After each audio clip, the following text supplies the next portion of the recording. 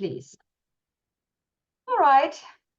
Well, I'm glad that so many of you could make it this morning. That's wonderful. Glad to meet you all. This is great. So my name is Jeanette Milio. I'm the person that will walk you into the jungle of film finance over the next 3 months. And I hope you're not going to hate me for it. My promise is that we at least have some fun and not just make it dry and boring.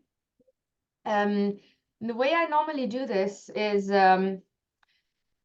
obviously an online class. So the option for you to join these optional Zoom meetings is there if you have the time. I will record them. I always send the recordings to everyone. I found the Zoom meetings in addition to the online class useful. The online class, the way it's set up, and you'll see it as you go through it, is self-studying at your own pace. So you can go in whenever you feel like it. You can get out whenever you feel like it. You can say, enough of this nonsense, Jeanette. I'm doing my own stuff. I have fun things to do. Whatever you do, however you do it, is entirely up to you. So you're not going to be needing me, but you're going to want to see me. But I want you to know there is no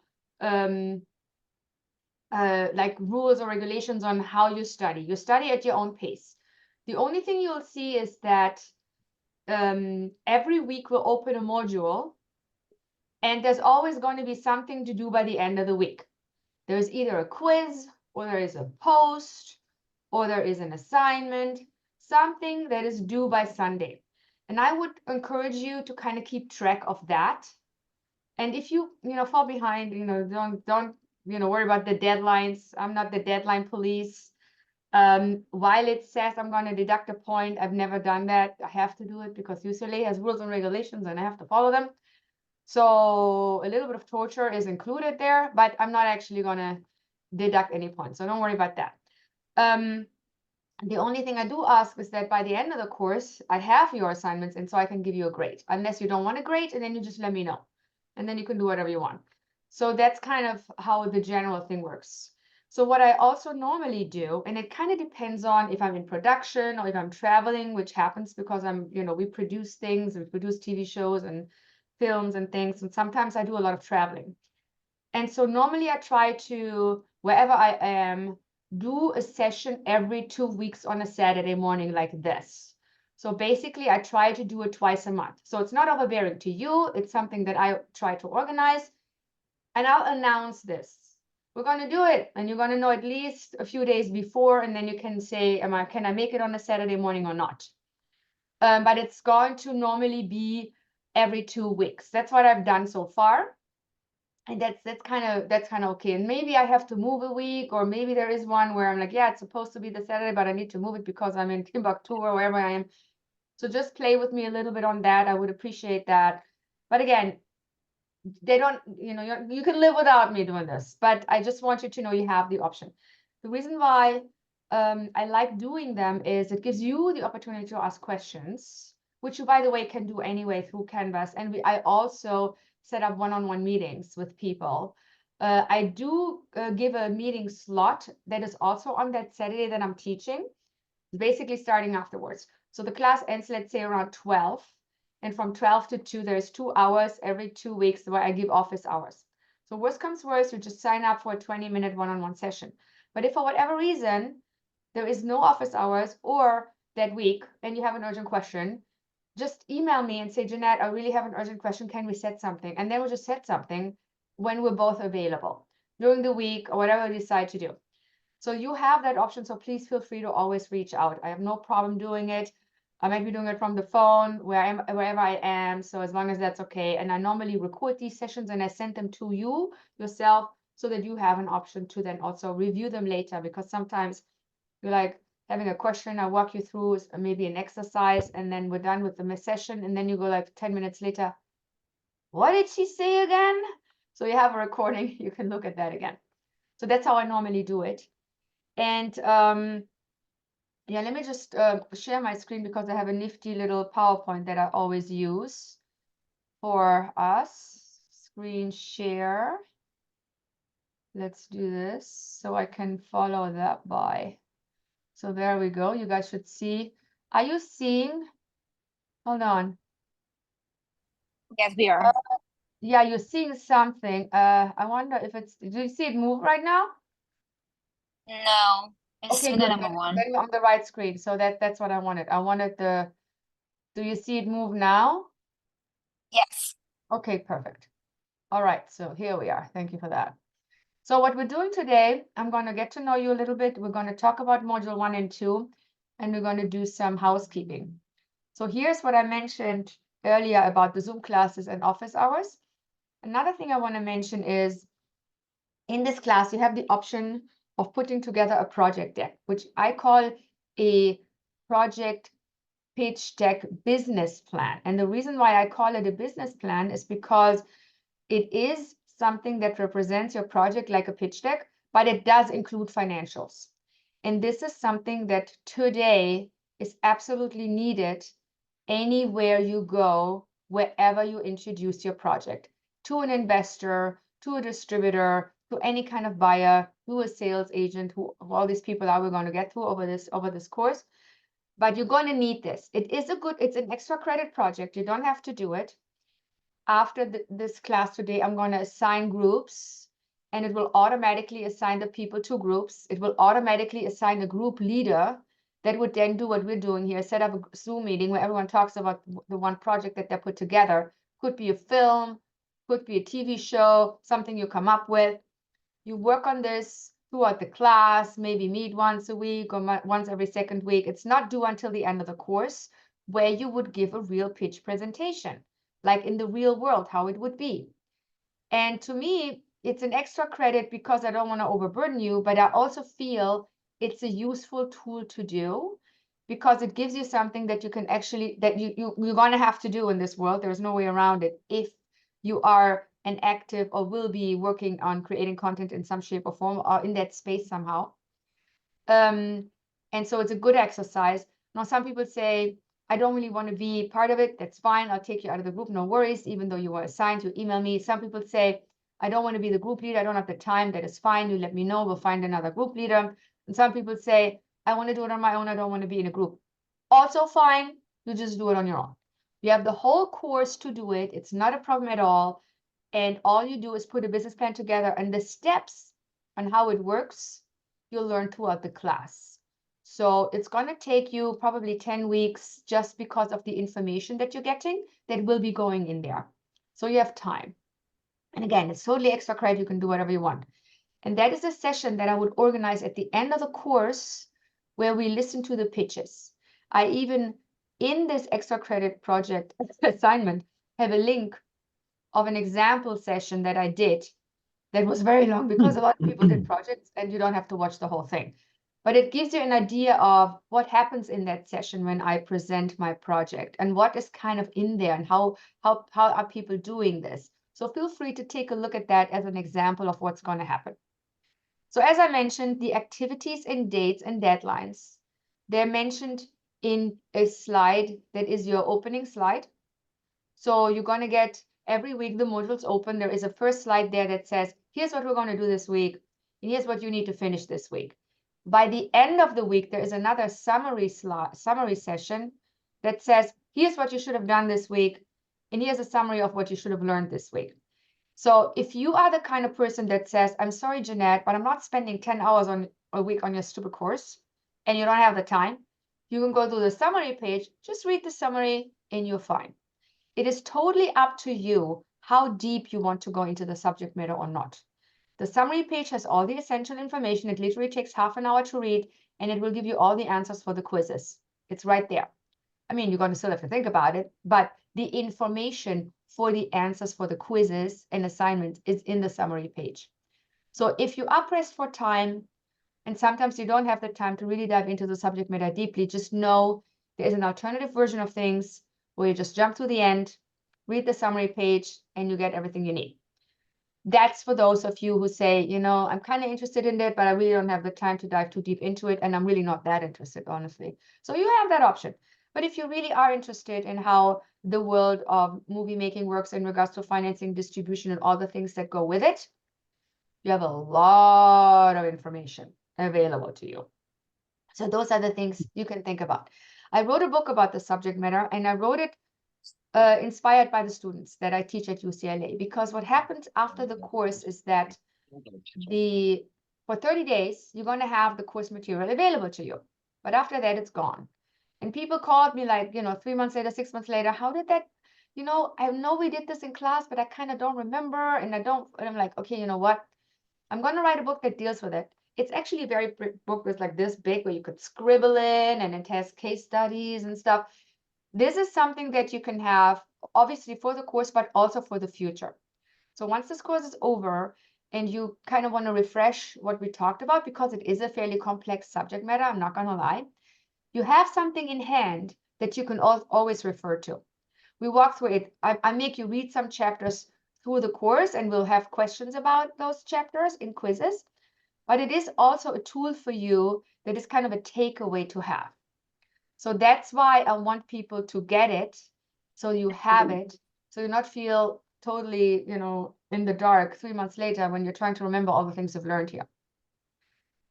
Do we have any questions about this part so far?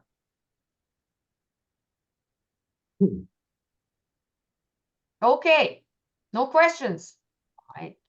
What I would look to do now, before I dive into our subject matters, I would like to get to know you all. So I'm just going to go by who I see on my screen.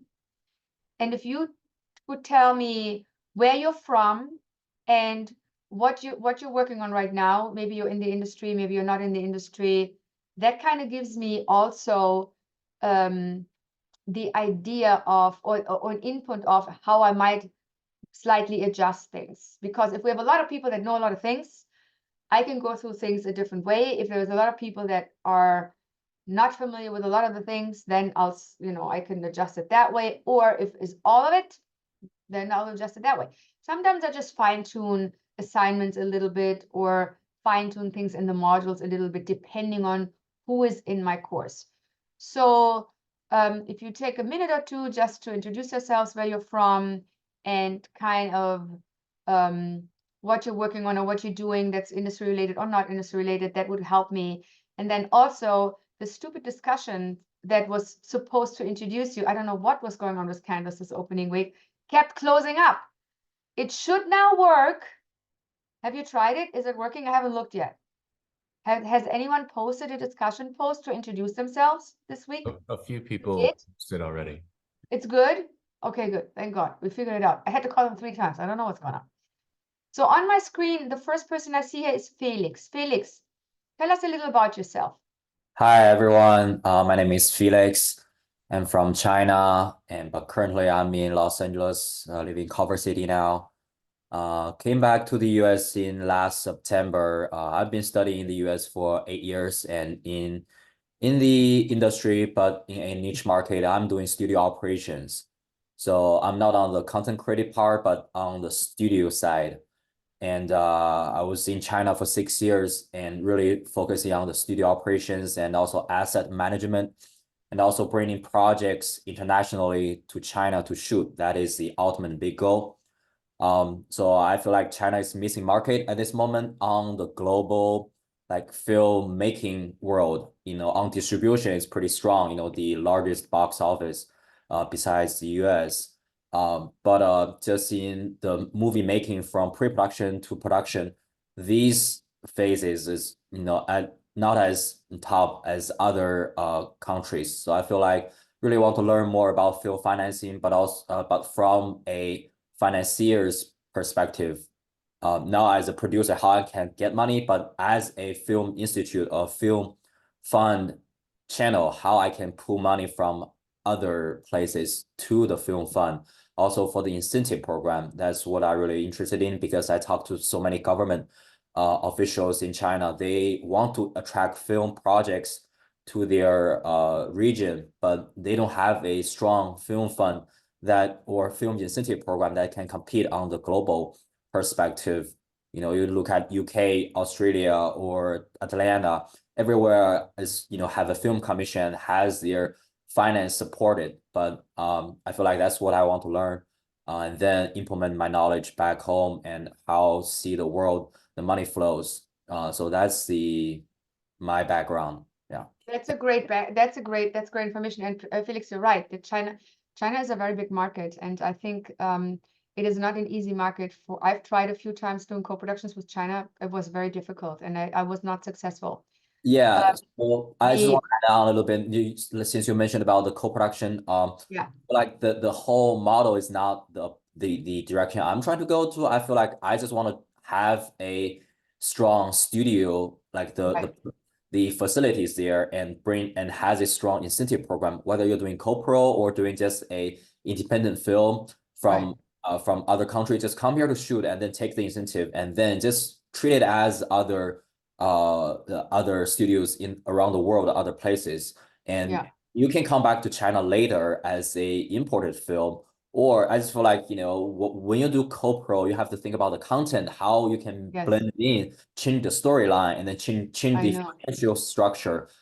And also, I think, at this moment, most of the film is not like completion bonded in China, so it's very hard for international finance institute to take a look at the markets, as what have been done 100 years around the world. So like my goal is trying to understand the industry standard and then follows the rules and then be the bridge, link it, you're Great gonna thing. have your film funded here. You're gonna have all the film fund, supported from internationally and also domestic. I feel like the money's there, but just doesn't have a clear direction how to get the money. No, I think you're right. The money is there. When I came here from Germany, in the 90s, I immigrated from there. I was in the industry in Germany. Obviously, at the time there were, Germany was not a big market. I mean, it's a significant buyer for anyone who produces a movie to get money from, because it's after the US, the largest buyer, but we didn't have a film market. We didn't really have incentives. So I started to kind of do what you do, be the bridge when I immigrated here by creating film funds in Germany, which ended up being the largest film funds in Hollywood. I helped structure them because I come from that world, producing and financing. And then also building a cultural bridge between the Germans and the Hollywood people, because culturally they are very different. And Germans are much more like structured and no. And Hollywood is more like, yeah, we think we're gonna do it. We don't know if we're gonna do it, and we're gonna sign a deal. We don't know if we'll live up to the deal. So there were a lot of cultural differences that we had to overcome. So I can feel that pain. But what I've learned is people do want to fill that bridge. And Germany became a major financial player in Hollywood. They've done a lot of movies, including the Lord of the Ring franchise, all financed by German, or majority financed by German film funds. And the way, we've learned, and also when it comes to incentive programs, I helped Germany when we always had for German movies the incentives, but we've never really had, the incentives for other people to come to Germany, shoot there, and then do what they do. And so that started. And so I worked on it in Germany. I worked on it in Puerto Rico, that when they had their first incentive. I did some work in Iowa. I helped implement it. Now I'm helping Jamaica do it.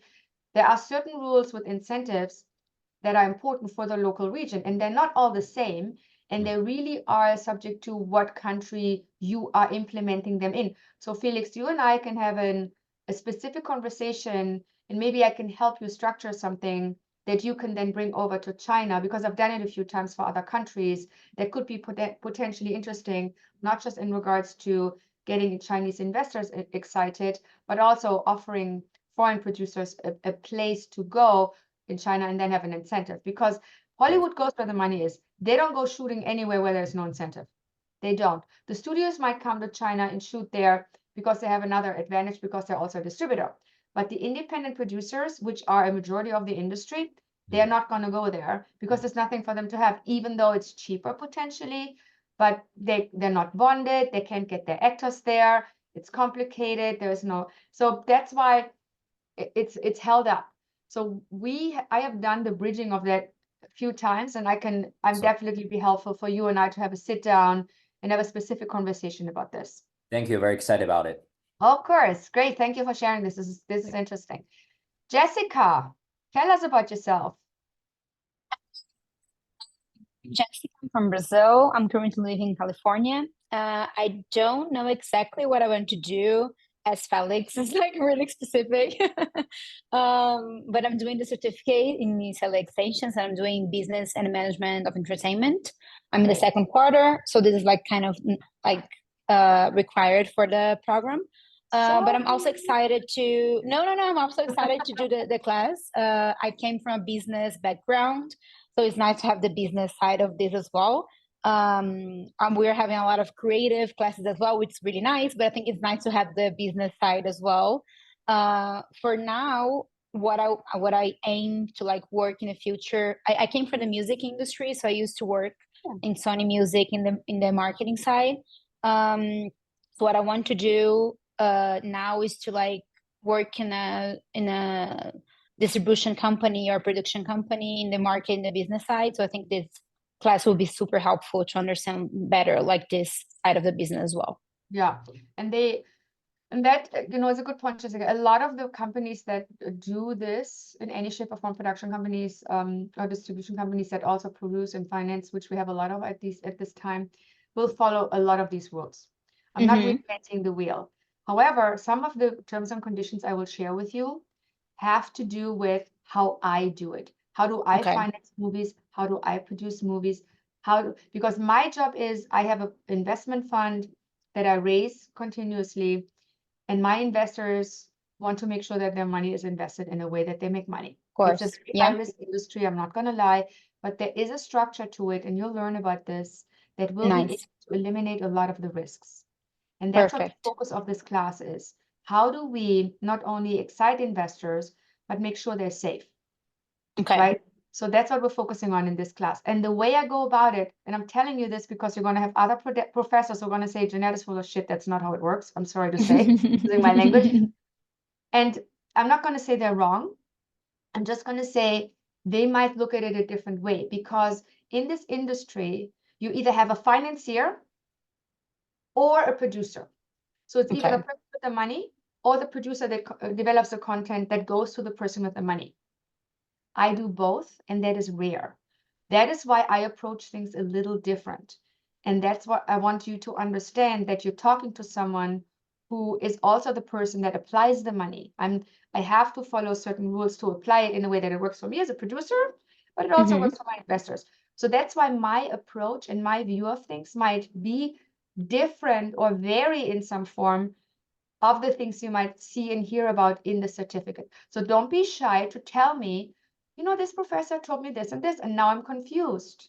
Tell me what I'm, so talk to me about it and let me know. I don't understand why they would say this and you say this. And then I'll tell you what my approach is and why I say what I say, because that way you're not like, I'm in the dark, what's wrong? So I want you to approach me then, Jessica, and let me know, especially for someone like you who is approaching it from all the sides and not sure yet how to approach the industry. So for you, it's going to be important that you talk to me and say, I'm learning all these things, and it's similar but different, and now I'm getting a little confused. Okay, that's perfect. Okay, thank you so much. Of course, thank you. Ellen. Hi, I'm Helen. I'm originally from Hawaii. I've lived in LA for 15 years. I work in feature film participations at Warner Brothers. Specifically, I'm responsible for reviewing the talent rights and co-financier agreements to summarize the contingent comp provisions for the administration of the deal. There's a separate team that does the actual statement that goes out to the participants. So by the time I receive those agreements, it's at the very end of the production. And so I'm here to really learn about what goes on prior to that. So I've been only doing this for 5 years. That's a drop in the bucket when it, like the people who do these have been doing it for like decades. So 5 years doesn't seem like a very short period of time, but in what I do, it is. So prior to this, I worked at Fox News for distribution. So I did sales and distribution. So I'm very familiar with the MVPDs and, all that stuff, which you did cover in one of the first 3 chapters of the book. So yeah, that's me in a nutshell. Great to meet you, Helen. I had 5 minutes that I worked for Warner Brothers in the co-production department, so we're familiar with some of it. For those of you who come from the studio side and for those of you who come from the accounting side, I want to mention this. The finance plans, the way you're going to see them here, are not the same than what you would do in accounting when you do balance sheets and profit and loss. So don't be alarmed by this. Just know that this is how we do it. Our finance plans will look a little different, Helen, than what you will be seeing in your department. So just keep that in mind. And then the way we one thing I did want to mention though is that there is a separate accounting, and I think that's what you're referring to. But what I do is participations. So yeah, okay, you good. know, I just wanna, but yeah, there might yeah, be someone just- else in the course, and you make me think of it that comes from accounting because I always have some CPAs in the course. no. This is Okay. like, what is the Right. definition? Is it a defined proceed? Is it a, Right. you know, a break even? And so, yeah, I'm in Right. that world, not accounting. That's okay. Yeah.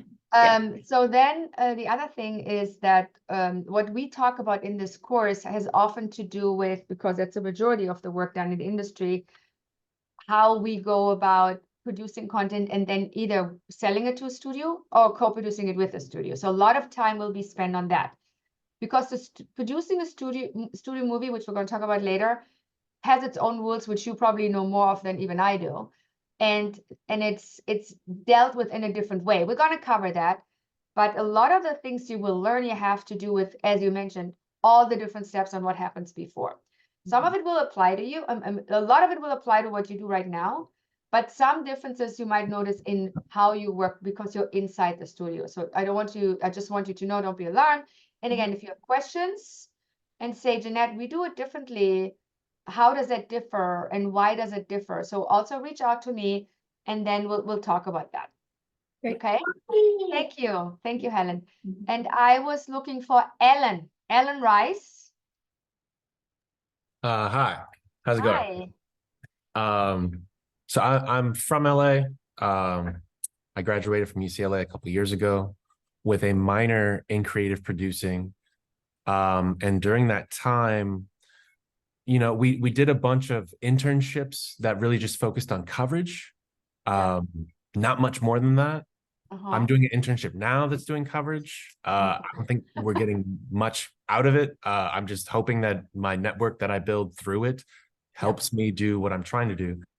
And the strategy that we were given in school was, if you want to be a producer or you want to work with a production company, go to a talent agency, lie to them, tell them that you want to be an agent for 2 years, and then let them teach you what they teach you, and then go work as an assistant at a production company and help somebody else achieve their vision, and then hope they promote you, and then hope that they work with you. And I've seen it at some production companies that I did internships at. I've seen people go from assistant to CE to senior vice president, and it's a beautiful thing to watch. And it's something I've been trying to do myself, but I got to this place of, you know, I'm a creative person. I learned what are the creative, I guess, production value elements that I can put into a script. I took all my knowledge and made a script during the pandemic. And I think I've just gotten to a place of like, I want to get this made.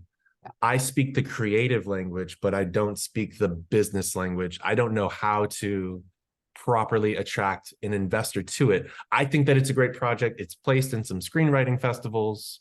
I've read it with actors. I've got a pitch deck. I love this idea of mine, and I'd love to get it made. But yeah, I don't have the knowledge that I'd like to have to get an investor to be as excited about it as I am. So I'd like to learn that from this class. Right, you are the pristine child for this course because it's exactly tiered to what you need. You know, when I came from Germany, just to give you an example, I heard exactly what you were saying. You know, do internships, you do the coverage, blah blah. I'm like, yeah, I don't have time for this. So I want to try. I'm like, first of all, when I came, you know, even though I work for a network station and studios in Germany, I came here. They're like, Jeanette, who? And we have producers like we have sand on the beach. Who cares? I had to find a niche with a project. So I kind of did what you did. I had a project and I want to get it made. And very quickly did I figure out for myself, and that might be it's different for you, but for myself, it's like, okay, Hollywood is about money. I have to find the money and then go back to Hollywood and tell them I have the project and I have some money and you're going to do it with me because you should be so lucky to do it with me. So the key is the money, Ellen, I hate to tell you. And that is what you learn in this class. And then you have to figure out, how am I going to get some money? You need only the equity portion. Everything else is going to fall in place. You're going to learn about that. But that equity portion is important, but you need to get your hands on it. So focusing on the money side is going to open all the doors and get you out of the coverage. I have to do coverage agent bullshit path. I'm sorry to say.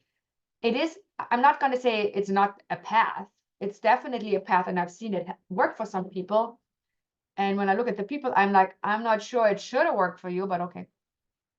The point is, the talent you have acquired, I think, is useful, because story is the most important thing in this process. And we're going to talk about that too. The importance of a good script is essential. It's what you're selling. It's what you will be making. Without a good script, we have nothing. The money doesn't matter. I should say, we see a lot of movies that are really bad scripts and they still got made. I have no idea how that happens. I want to be one of those. But, you know, who knows? Relationships, the relationships you're making now are valuable, and they will help you in the process when these people figure out, oh, he knows about money. Oh, he might have an equity investor that's going to bring in some money. Oh, he knows how to package. Oh, he's packaged a good director and cast. And how you do all that is what you're going to learn in this course. So you're going to elevate the value of Alan to the world out there that is beyond I can reach coverage and develop a good script. So, and it's kind of like a fast track, but the understanding needs to be there as to, how am I putting my project together? How am I increasing the value of my project? How do I attract money? And how do I then go to the people that are going to buy my project? That's what you're going to learn in this class. And I think for you specifically, I feel like that's the path. I mean, who wants to cook coffee all day long and read shit scripts all day long? You can only do so much of that, because when you do coverage, you know how many really are not good. So, I mean, I have people doing my coverage all over the world, and they're like, okay, I'm ready to shoot myself with this script. This was the worst. And there's always another one that's the worst. So I feel your pain, but I think there's hope. Let me put it this way. Thank you for sharing this. I think we had Jessica, who I think is it Julia? Hi, everyone. Hi. I'm Julia. I am also from Germany, actually. Oh, And hi. I moved to LA like 5 months ago. So for the last quarter, where I started studying at UCLA Extension, and I'm also doing the Business and Management of Entertainment certificate. Right. I actually have kind of a background in business and finance, because I studied business administration and economics with a focus on finance. And before I came to LA, I was working in marketing at Warner Brothers in Germany. And yeah, so I was working as a product manager. So I was responsible for managing marketing campaigns for the US, as well as local new releases for the German theatrical market. And in addition to that, I was also developing trailers and artworks for like press material and stuff like that for the German local productions, as part of the creative advertising team. And that actually required close collaboration with the producers of the movies. And I was able to get to know their job a little bit, and was very excited to hear about everything they were telling me. So I actually made the decision that I would like to switch my professional career from marketing to the production side, and just be involved earlier in the production process, because so far it was pretty much like the movie was done and then they would hand it to us and we would do the marketing, but I wanted to be involved earlier. And yeah, so therefore I moved to LA and started doing the certificate program to learn more about producing and the industry in LA. I'm also excited to hear from you maybe what's different in Germany and in LA, because I think there's a lot of differences. Yes. And also to build a network here, and yeah, eventually start working at a production company or a film studio in LA. That would be my goal. That's great, Julia. And I don't know if he's still there, but when I worked at Warner in Germany, I worked with Willy Geike. Is he still there? Oh, that's so funny. And no, he left actually, but he's infamous. Everybody knows his name. I worked with him. I worked with him and Clifford Werber. Clifford Werber was in Los Angeles, and Willy Geike was in was it Hamburg, I believe? Yeah, that's Hamburg. where I lived. I was in Hamburg to work. Yeah, for I worked with them. I did the deal with was it Thomas Jan or Thomas Jauch? The guy that did Knocking on Heaven's Door, I always forget his name. Oh, cool. The I- 3-picture deal was the first deal I brought to Warner, and that's how I got in there. That's so funny. Yeah, I think Hilarious. Lee Geico was very involved in the local production. So yeah, I definitely know. Right. Yeah, and I went from there to Constantine, so that's how I kind of got German Constantine. Like when Bernd Eichinger was still alive. Anyway, we have similar paths, is what I'm saying. Similar paths.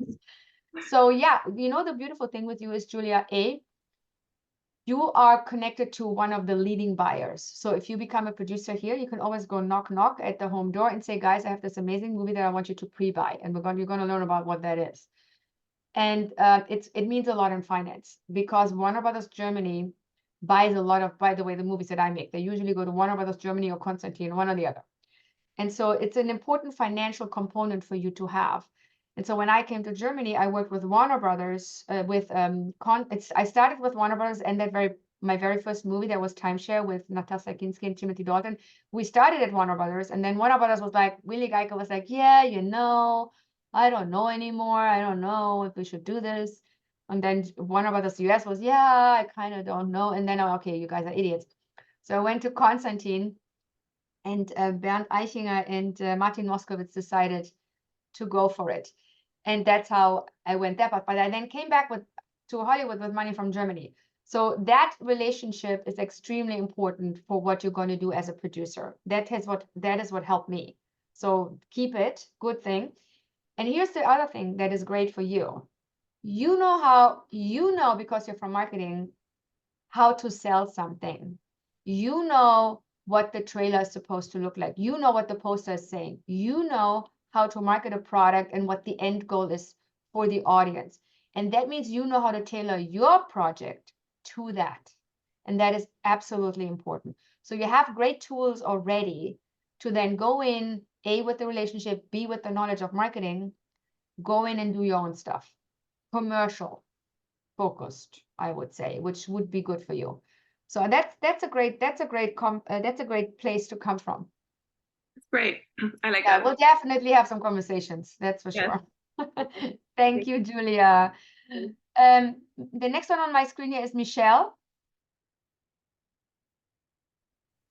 Howdy. Howdy. I am from the middle of nowhere in Texas. I teach at Texas A&M. So I'm coming at this from a very different perspective, more on the academic side. I got my PhD in education and then went for an MFA in production, film and TV at a small school. Because I am very interested in using entertainment to teach, which was the subject matter of my dissertation. So getting the production side, my big plan to take over the world was to start making these educational shows that are different than what we have. What you immediately think of as educational shows. I was in the industry for a hot minute before I needed to come back home to take care of my mom. So I've been out of the industry for about 6 years now, and I decided to get into the producing certificate program to get my skills back in producing and to fill some holes. While I was in the MFA program, I jumped ship from producing to directing. I fell in love with it. So I've got some holes to fill. But on the bigger side of things, I am realizing that I'm really more of a creative producer. So my interest in particular with this class is to learn the language of the business side, because we did not get the business side anyway in my MFA program. Really learning the language of it, because I'm trying to do some things within academia that I'm definitely going to need it. Whole long story, but I'm branching out into some things with maybe seeing if we can actually make productions within the school system, within the academic system. It makes sense doing educational media within academia, but I'm also branching out into looking at the very big obstacles for people with disabilities to have a career in the film and TV industry. So all of that's kind of the big bucket that I'm swimming in right now. Well, it's great that you're doing what you're doing, because I do think there is a place for educational films, and I think it is good for people to know how to do them. Oftentimes when we watch an educational film, it's really not great. It's And bad. you're distracted by the fact that it's so bad that you don't even care what it says. Yes. So, you know, I think that's a very good place to go, because I do think there is a need. And I think it's not just in Texas, I think it's everywhere. So if you can Yeah. fill those shoes, which I think are important shoes to fill, I would applaud you. And in any way I can help, please reach out. I think that's a great thing to do. I will be taking you up on that offer. My Please. big thing is story. And yeah, I mean, it's painful watching educational anything. I know. It's like, please kill me now. Yeah. And the big thing that, because I've been working towards this my PhD I did in 2011. So it's been a while that I've been trying. I just haven't found my people yet that understand where the overlap is between education and entertainment. Yeah. When I've talked to people in Hollywood, You're if right. I mention education to anyone in Hollywood, the eyes glaze over. If I mention entertainment to anyone in education, the eyes glaze over. So I've been in no man's land for all these years. Yeah. No, you need to take charge and just do it and not have conversations. Because one guy doesn't know, the other guy doesn't know, they're both too far apart. You're kind of the middle child. Mhm. You're going to do what Julia did and what Felix did. You have to build bridges. You know, what I did, what we all did. Your bridge is going to be combining entertainment with education. That's going to be your bridge. And how to tell story is very important, and how to do it right also, that it's affordable is important. Yes. The other problem you have is budgets. Let's be real about this. You can't throw a lot of money at these things, and they still have to look good, and they still have to make sense. So we can address this. So you and I will also have some sidebars on how to get that done properly, and maybe help you a little to implement what you're doing, because I think it's important, and I'm glad you're doing it. Great to Thank meet you. I appreciate it. Thank you. Of course. All right, Ani, tell us about you. Hi, everyone. My name is Ani. I'm from Armenia. I used to study and then work in London before moving to LA. I moved here actually because my fiance goes to school here. So I came here and I was like, why don't I do something? And that's how I kind of stumbled into the certificate program at UCLA. And I'm currently just figuring it out, trying to see where I can sort of apply my skills and build a career. And as you said, maybe find a niche. I come from a consulting background. I used to work for a London-based consulting company, predominantly focusing on the telecommunications industry. And prior to that, I sort of went to business school. So I'm really excited about doing this class, as some of the other people said, sort of learning more about the business side of things, and then potentially trying to see how that fits with the creative classes that I'm doing. So really excited about this, and Well, great, Ani. You're coming from a good place, because business consulting, first of all, I do a lot of that with other countries and other producers. So consulting is part of our job anyway, especially when you have in-depth knowledge of a certain subject matter. It's always good to do that. You can expand that field if you want to. If you're like, I don't know, but after you've done this, you might as well figure out, maybe I should consult people about all the things I have learned. That could be an expansion for you, because there's going to be a lot of material here that people will need. I mean, not all of us included here in this class, but maybe outside of this, where you can be helpful. Even if you just stay within the realm that you're in right now, you might actually find, well, I'm going to do something different because I find it more interesting, and that's okay too.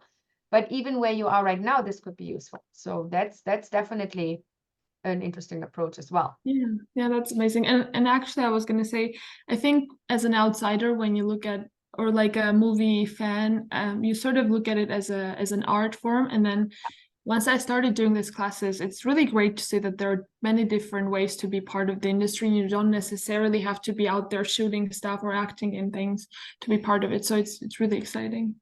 Yeah, there are a lot of participation components in this industry, and that's what makes it beautiful, because you can decide for yourself, how do I fit in this? What makes me excited? Because we should be ideally working on something every day, in most hours of the day, that we like. I mean, in the ideal world, that's where we want to be. So, and there are a lot of aspects here that work towards people that are more business oriented, as well as people that are more creative, and people that do both. Like, I am definitely one of those, and it sounds like you're similar. I love the creative part of it, but I also love the business part of it. So I'm like 50-50 on this, and use both. And I think nowhere in another profession did I find where I could apply both. I'm a storyteller at heart. I can apply my creative vision, and I can work with writers, and it makes me exciting to work on the script and make it better. But I can also apply my business background and financial aspects to make sure that whatever we're shooting is going to, in the end of the day, make money. The most boring part for me, to be honest, is being on set. It's like, yeah, it's watching a paint dry. I send producers, I'm like, yeah, you produce it. I'll show up and have coffee and have a chat with the cast, and I go back home. So, but you know, it's interesting that you say that. Well, great to meet you. Thank you for sharing that. Olga. Hi, everyone. It is funny that I begin right after these words because like they apply to me, 100%. Yeah, I've been living in so many places. I am originally from Russia, but I would say post-USSR because I also lived in Kazakhstan and Turkmenistan, like in many places. And then we moved to Canada. And before moving to California, I live in Northern California right now. I spent 12 years in Canada. And I've been working in the television industry since the age of 16. And I've tried many things, but two were the most significant ones.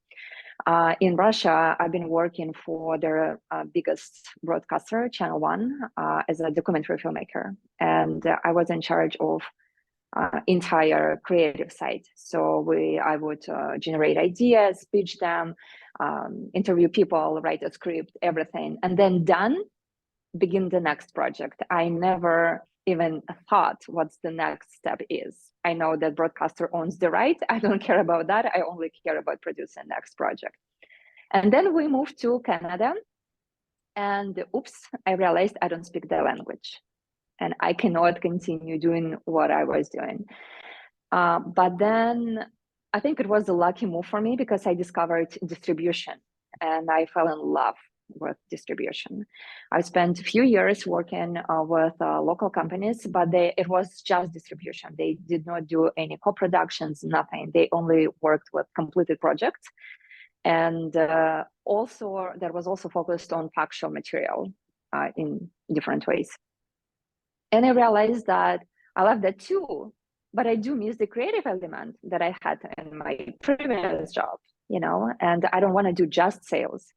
And then a lot of things started to change, and I don't work for 6 years now. We relocated here, like a lot of things were personal, but we also relocated here. And the last month I got my work permit, and now I'm looking to re-enter the industry.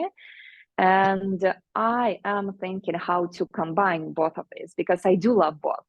I honestly, right now I'm looking into more development because I definitely don't want to be a writer anymore. I don't want to be 100% production. I have a family now. I know doesn't apply well to young kids.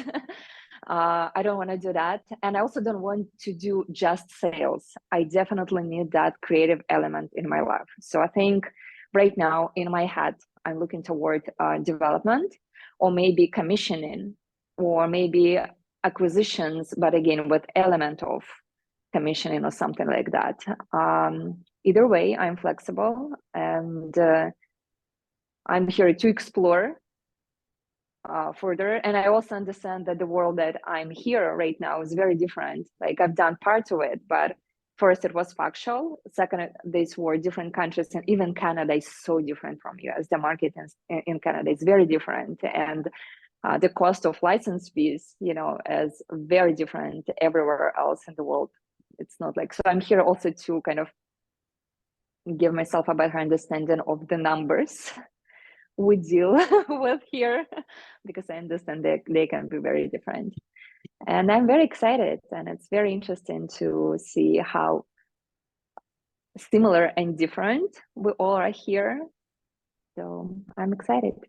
Yeah, well, you come from a great place. First of all, Canada is great for co-productions. Canada also buys most of the US content.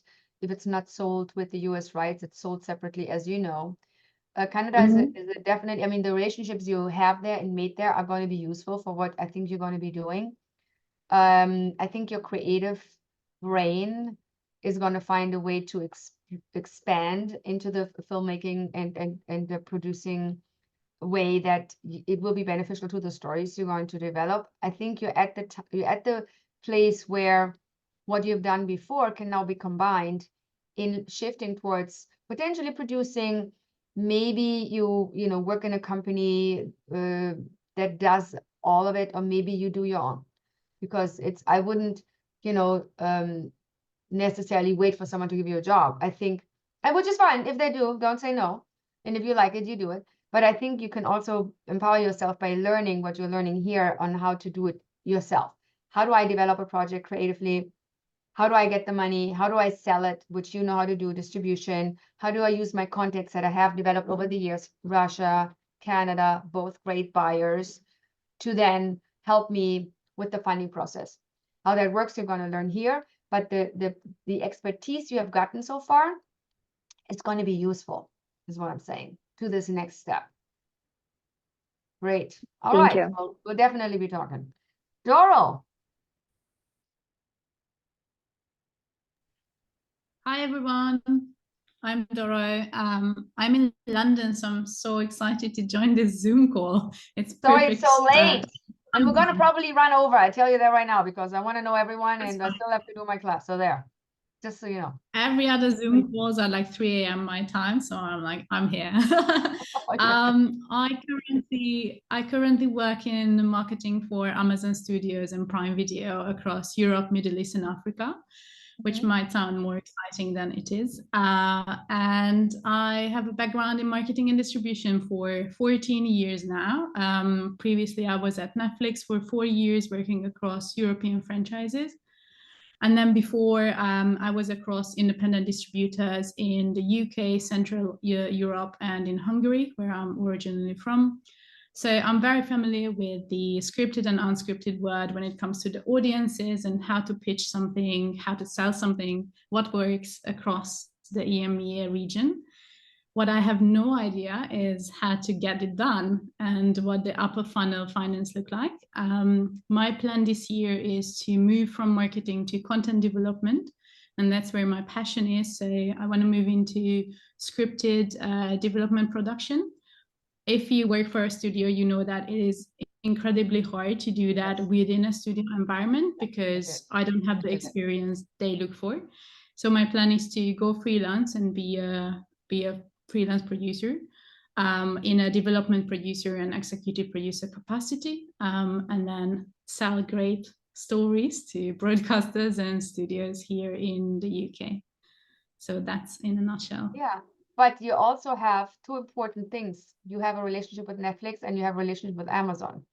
So once you do, which is extremely essential, by the way, once you have, the knowledge on how to put a product together, how to develop it, because the development part is important. The part that you like and that you want to do is extremely important, and it's part of what we do when we create content. But you also know the pricing of things because you've worked in distribution. By the way, when you see my sales estimates, which you're going to see, those numbers relate to movies that I've produced and financed, which might be different than what you've worked on. So I'm just going to give you a forewarning. And they might also change depending on timing and economic shifts and changes in a certain country that buys. And you know this because you have dealt with that. So just a forewarning. But for you, I think, the pieces of the puzzle can come together here. You already know the distribution side of things because you've worked in it for a long time. You've worked on both ends, scripted and non-scripted, which both of it is very, very, very real right now because those content pieces are in demand and they're being bought, as you know. And you have great relationships with two extremely important buyers that if you do have something that they excite, that could be exciting to them, at least you can pick up the phone and say, I know I worked here, but can you make me a connection to the acquisition department? Or at least, give them my idea or open it. The access for you is going to be different than for any of us who have no access. So I think you're coming from a place where it's actually a good time to look into expanding your side of things. And I think you're right. I remember when I worked for RTL Television, which is a large network in Germany, it was very hard to get from I actually started as a secretary. I don't even know if people know this. I started as a secretary at RTL Television, and it's kind of like, I mean, I organized all these producers around me, and I noticed what they do, and that's when I decided, being the secretary, that I want to be a producer, and I just kind of knew that's what I want to do, and somehow I'm going to get there. But it is hard, and then of course I did internships, and I had to leave the network to then be able to do it. Within the network, it was hard to do. So the highest I was getting there still wasn't getting me the job that I wanted, because I don't promote necessarily within, as you experiencing. So I had to leave to then come back and sell them stuff. And that's exactly what happened. So I left, but I sold my movies to my boss. So all good. And I think you're going to find that some of that is applicable to you too. And I think you're coming from a really strong place. Great to meet you, Dora. So next here on my list is it Sasvana? Did I butcher your name? It's pronounced Shushana. Shushana. I have to remember this. If I say it wrong again, please don't yell at me. No worries. Shushana. Great name. Thank you. Yeah, my family's from Bangladesh. I'm from New York, and I live in Los Angeles now. I have been for the past 2.5 years. I work as an indie producer, and I also work with an agency to create commercials. And I'm here because I'm very self-taught. And so there's, some things that I feel like I'm still trying to fully grasp.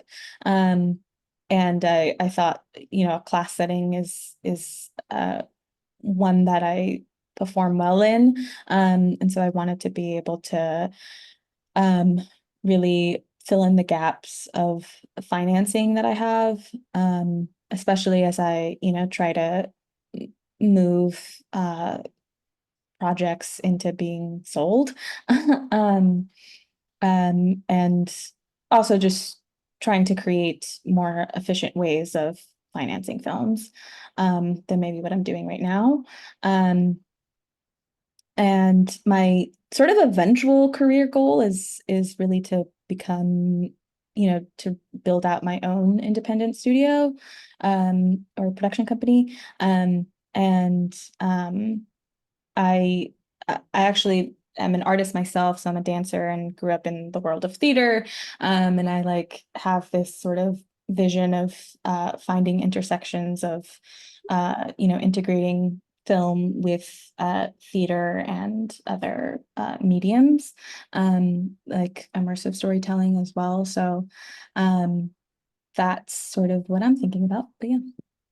Well, you went from it the really hard way, because and you know this, I can feel that you know the pain, because you really started from, I want to make stories, I want to tell stories, and I'm going to teach myself.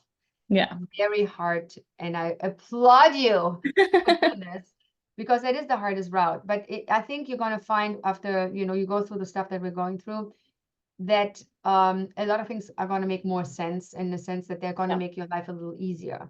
And I think that's a good instinct to expand from where you are self-taught into more self-teaching, but getting some tools that make the river flow a little better, a little easier, especially in combination with, where does the story come from, theater, dance, and all the combinations of things, but making them work in a way that, you can actually get them made and sold. That's going to be the missing link for you, that makes things easier, that you'll find here.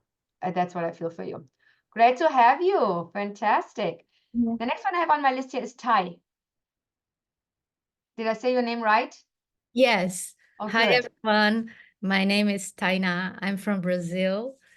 I go by Tai here. Good. Originally, I'm a civil engineer that Oh, always wow. music.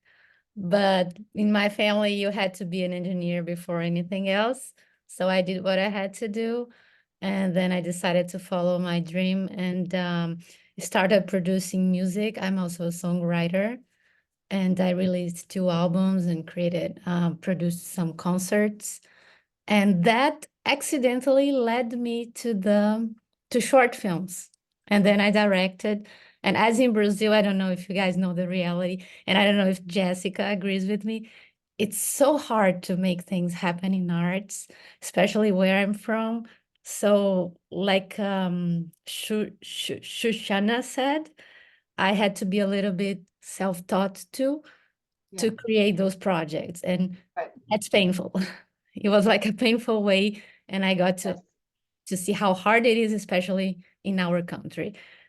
So for the short films, they were musicals, and I had to do the whole from production to directing, and almost as partially editing, because we don't have money to get people. And with time, I made a little group there.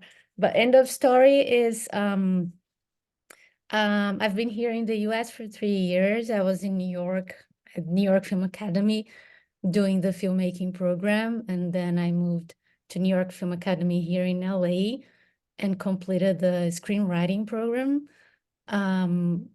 Because as Olga said, I think as Ellen too, I have this fight in me. Half of me is very creative and another part is very mathematical. And instead of seeing this as good, it feels like those sides are always fighting and I don't get anywhere. And it feels like I need to choose. So I understand listening to you, it felt very motivational because it made me understand that maybe I can find something where I can combine those things instead of fighting against my own self. A proof of that is that I'm here in the business finances program because I need, I have another business in Brazil with real estate and I need to be connected to finances. But when I saw this subject, I just couldn't resist. It felt like it connects what I have to learn and what I want to do. So my goal, it keeps changing since COVID. My goal changes every now and then.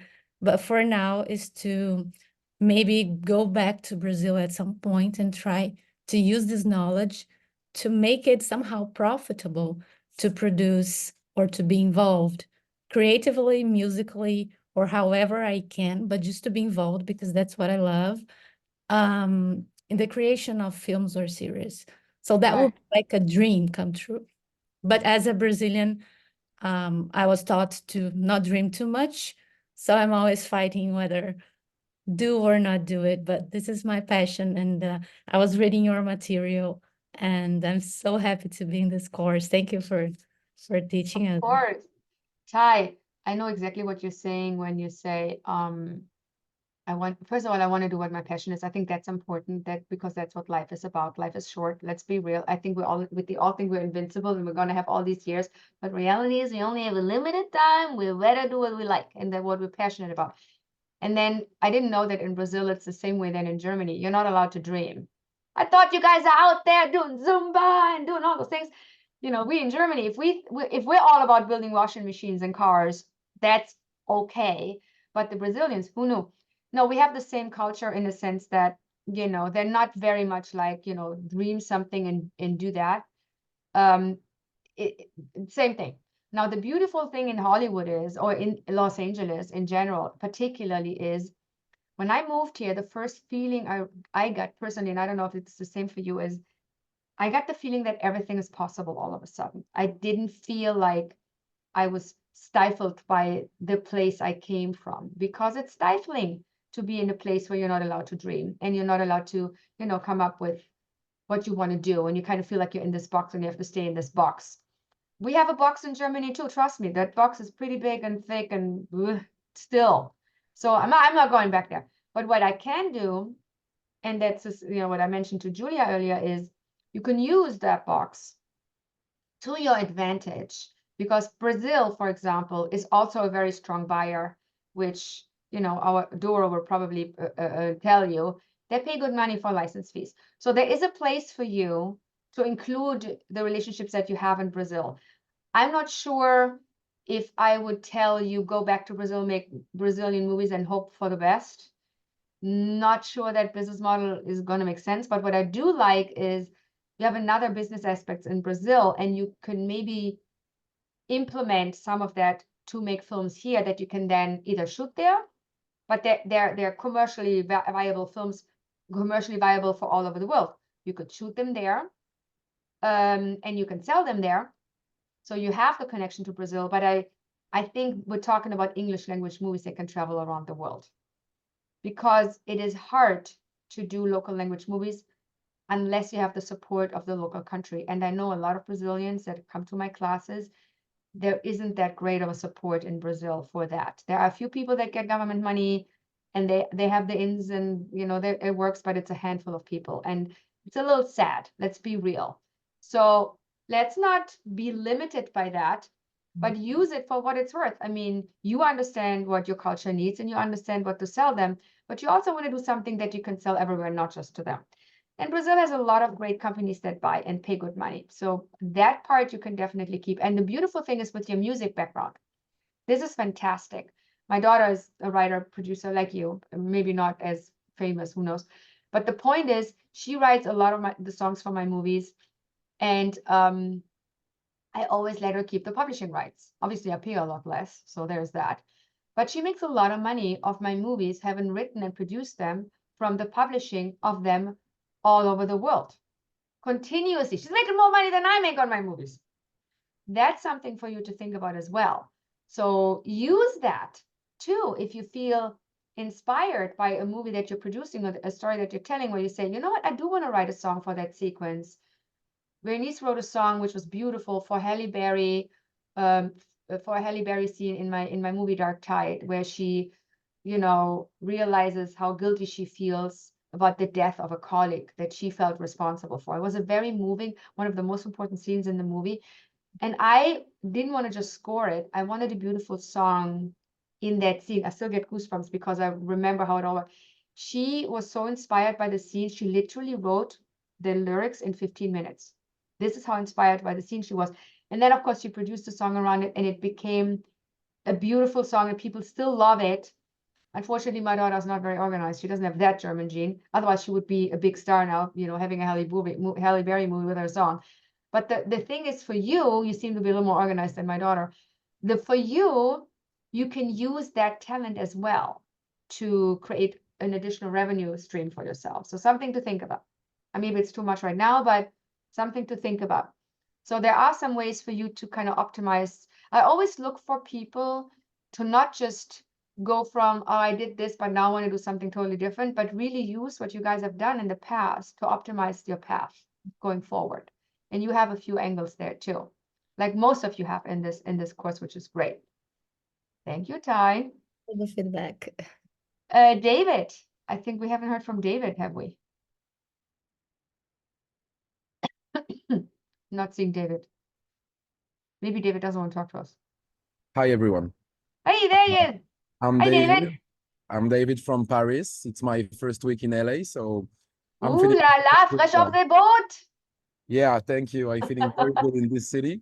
My last name is Zufrieden, a German name. That means satisfied or happy. So that's maybe the reason why I'm feeling so good here. And Great. I worked on TV production in France, on the development also of TV games and TV shows. Great. And I want to create more bridges between American production and French production. CoPro is a great way to work for me. And I want, thanks to this course, learn how to attract financial players in the market, and also become the reassuring man who's tell you why and how your production will become profitable. I love it. David comes from a very important place as well, which is France. Strong buyer like Germany. Great place. So you have that going for yourself. Also, France has a great incentive program, especially for people that are European producers like you and me. So when we go to France, we can get good money out of France in addition to the license fee. And we're going to learn about that too, but you might already know this. So you really have a great place to expand because you come from a country where they have a lot of money for culture and media, and they use it for Hollywood productions as well. Yeah, that's true. Thank you. We're going to be talking to David if we want to do a movie in France, so that's good. Great to meet you, David. And then who else do I have here? I don't want to miss anyone. I think Lisa we haven't heard from. Could that be? Lisa or Liza? Maybe she can't talk. What about Marjorie? Marjorie, are you here? Marjorie and I have already a whole history going on.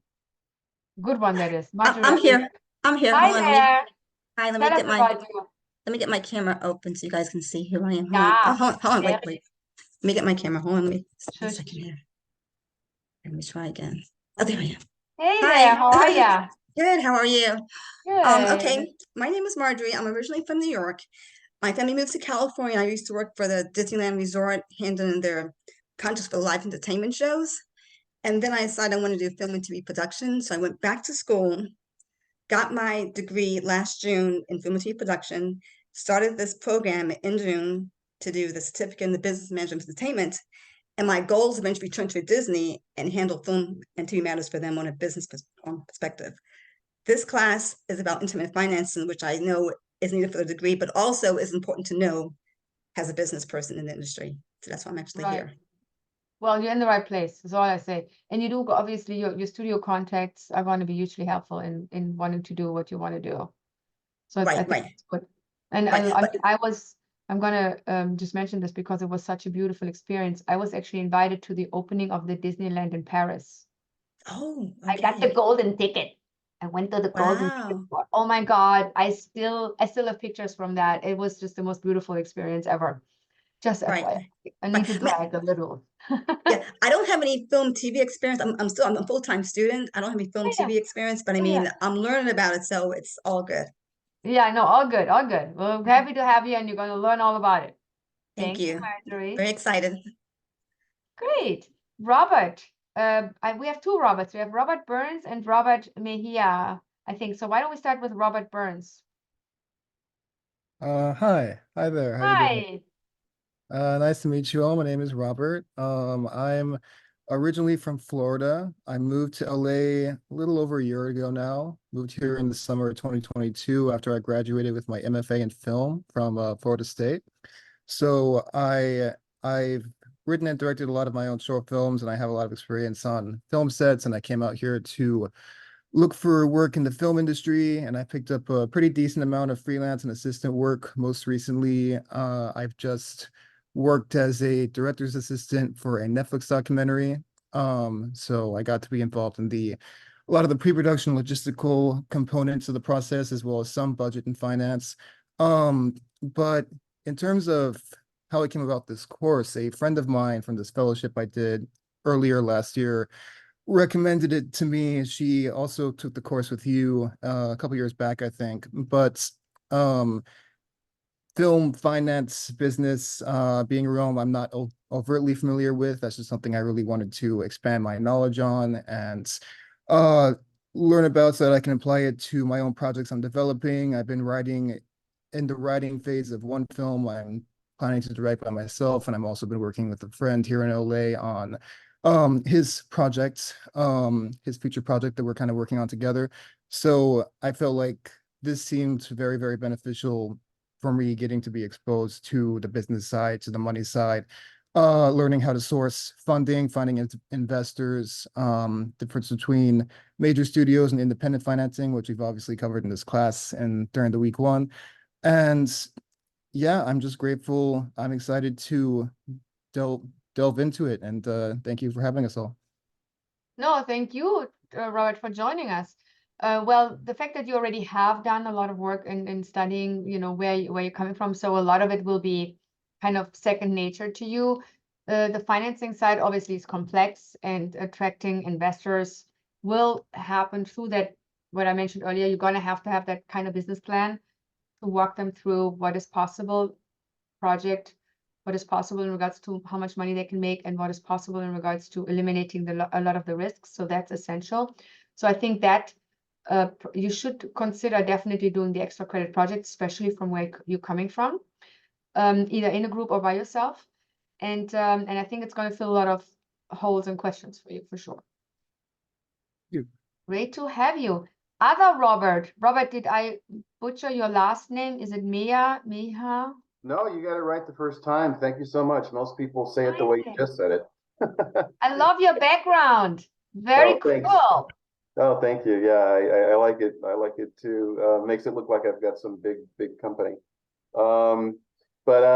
Yeah, I'm an independent producer. I started about 12 years ago. I used to work in local government, and I specifically workforce development programs. I was an administrator for a lot of years, and worked for a community college for colleges for about collectively about 5 years. So I understand Michelle's pain in terms of, you know, trying to bridge the gap between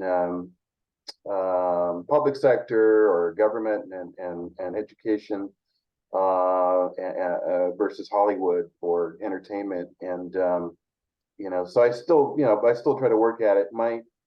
One of my skill sets in local government was grant writing, so I did a lot of that. And having that skill set is in terms of creative nonfiction helped me move into the entertainment space as a documentary filmmaker.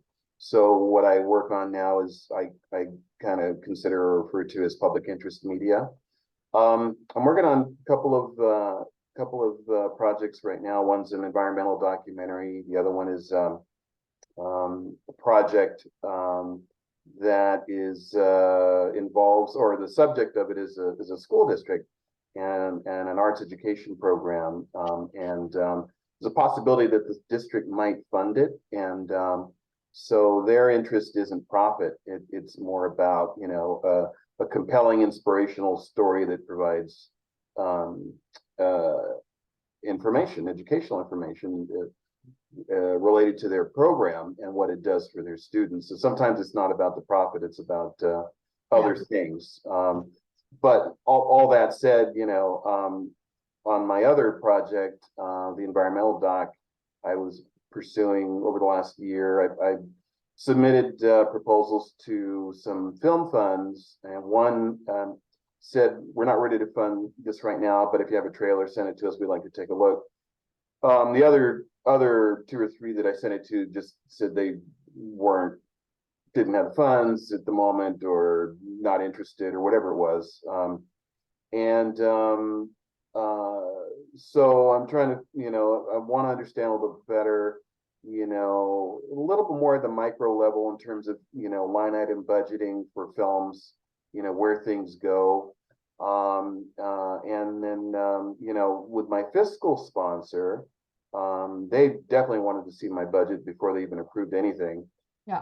So I had to put that together. And again, you know, the line item budgeting and cost categories was, I mean, I pulled from my, well, I mean, I've been following, you know, film budgets for a while now, but I've never gotten in heavy and had to, you know, crank them out.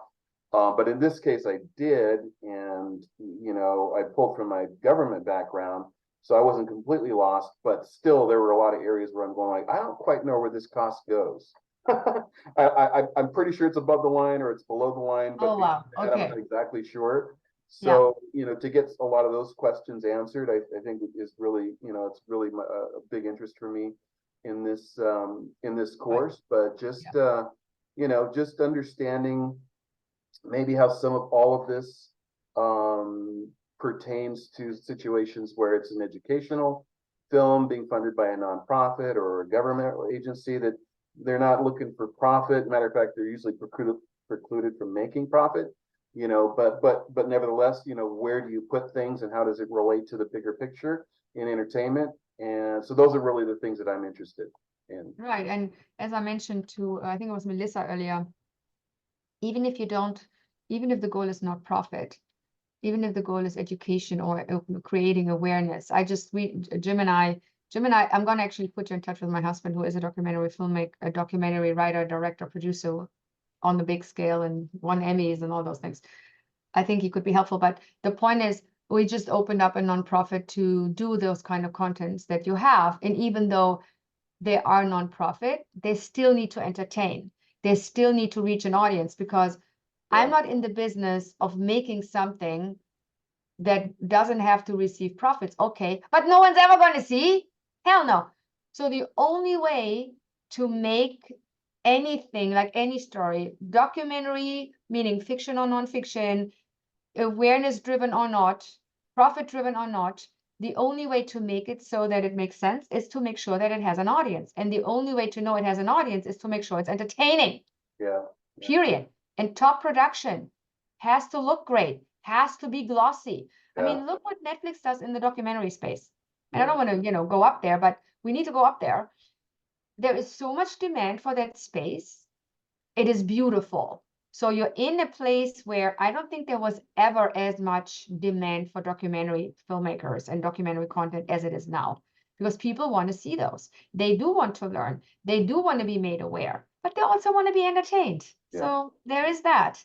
So I think the combination of storytelling in an entertaining way, irregardless of profits or not, will automatically make something successful, even if it is not monetarily driven, but awareness driven and audience driven. I think that should be the goal.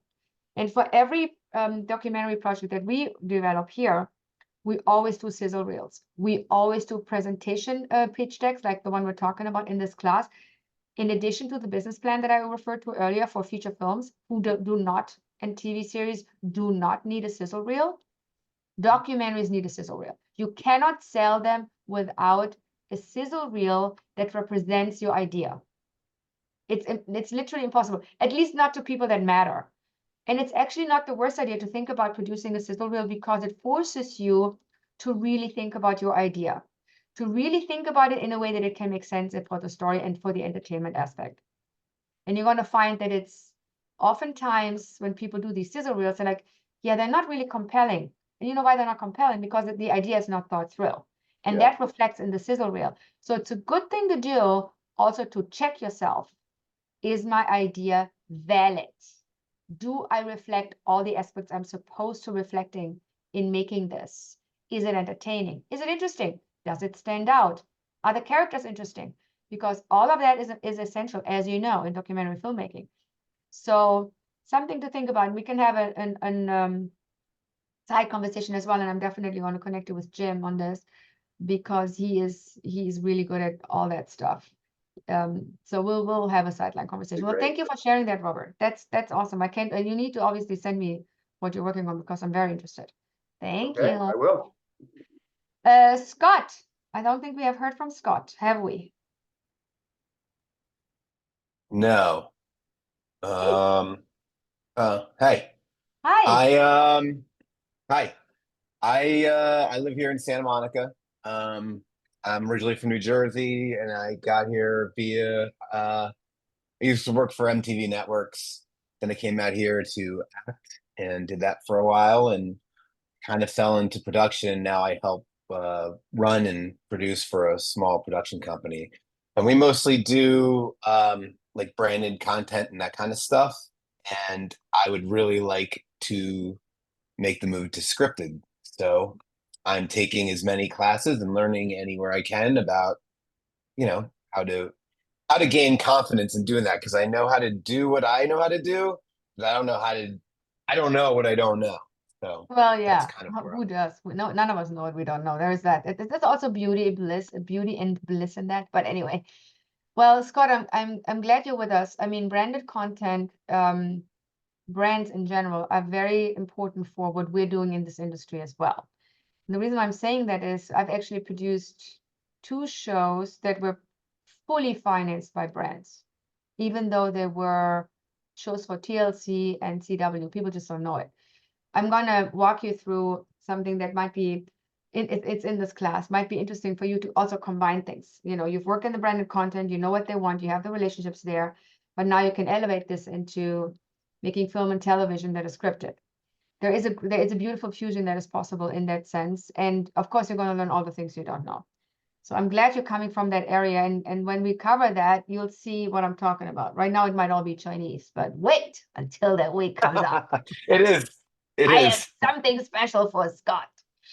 Well, it's great to meet you, Scott. And yeah, anything you need and any questions you have, please always feel free to reach out. So let me see if I missed someone. Who did not talk this morning? Me. Go, Ara, go. So I'll keep it short. I'm just starting out. I graduated from animation like a year or 2 ago. I don't even know anymore.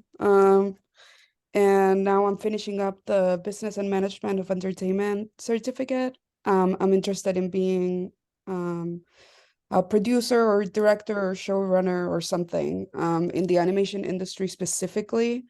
I will still like work in live action just to get experience, but my main interest and goal is animation. And yeah. And that's a very good sector because animation is timeless.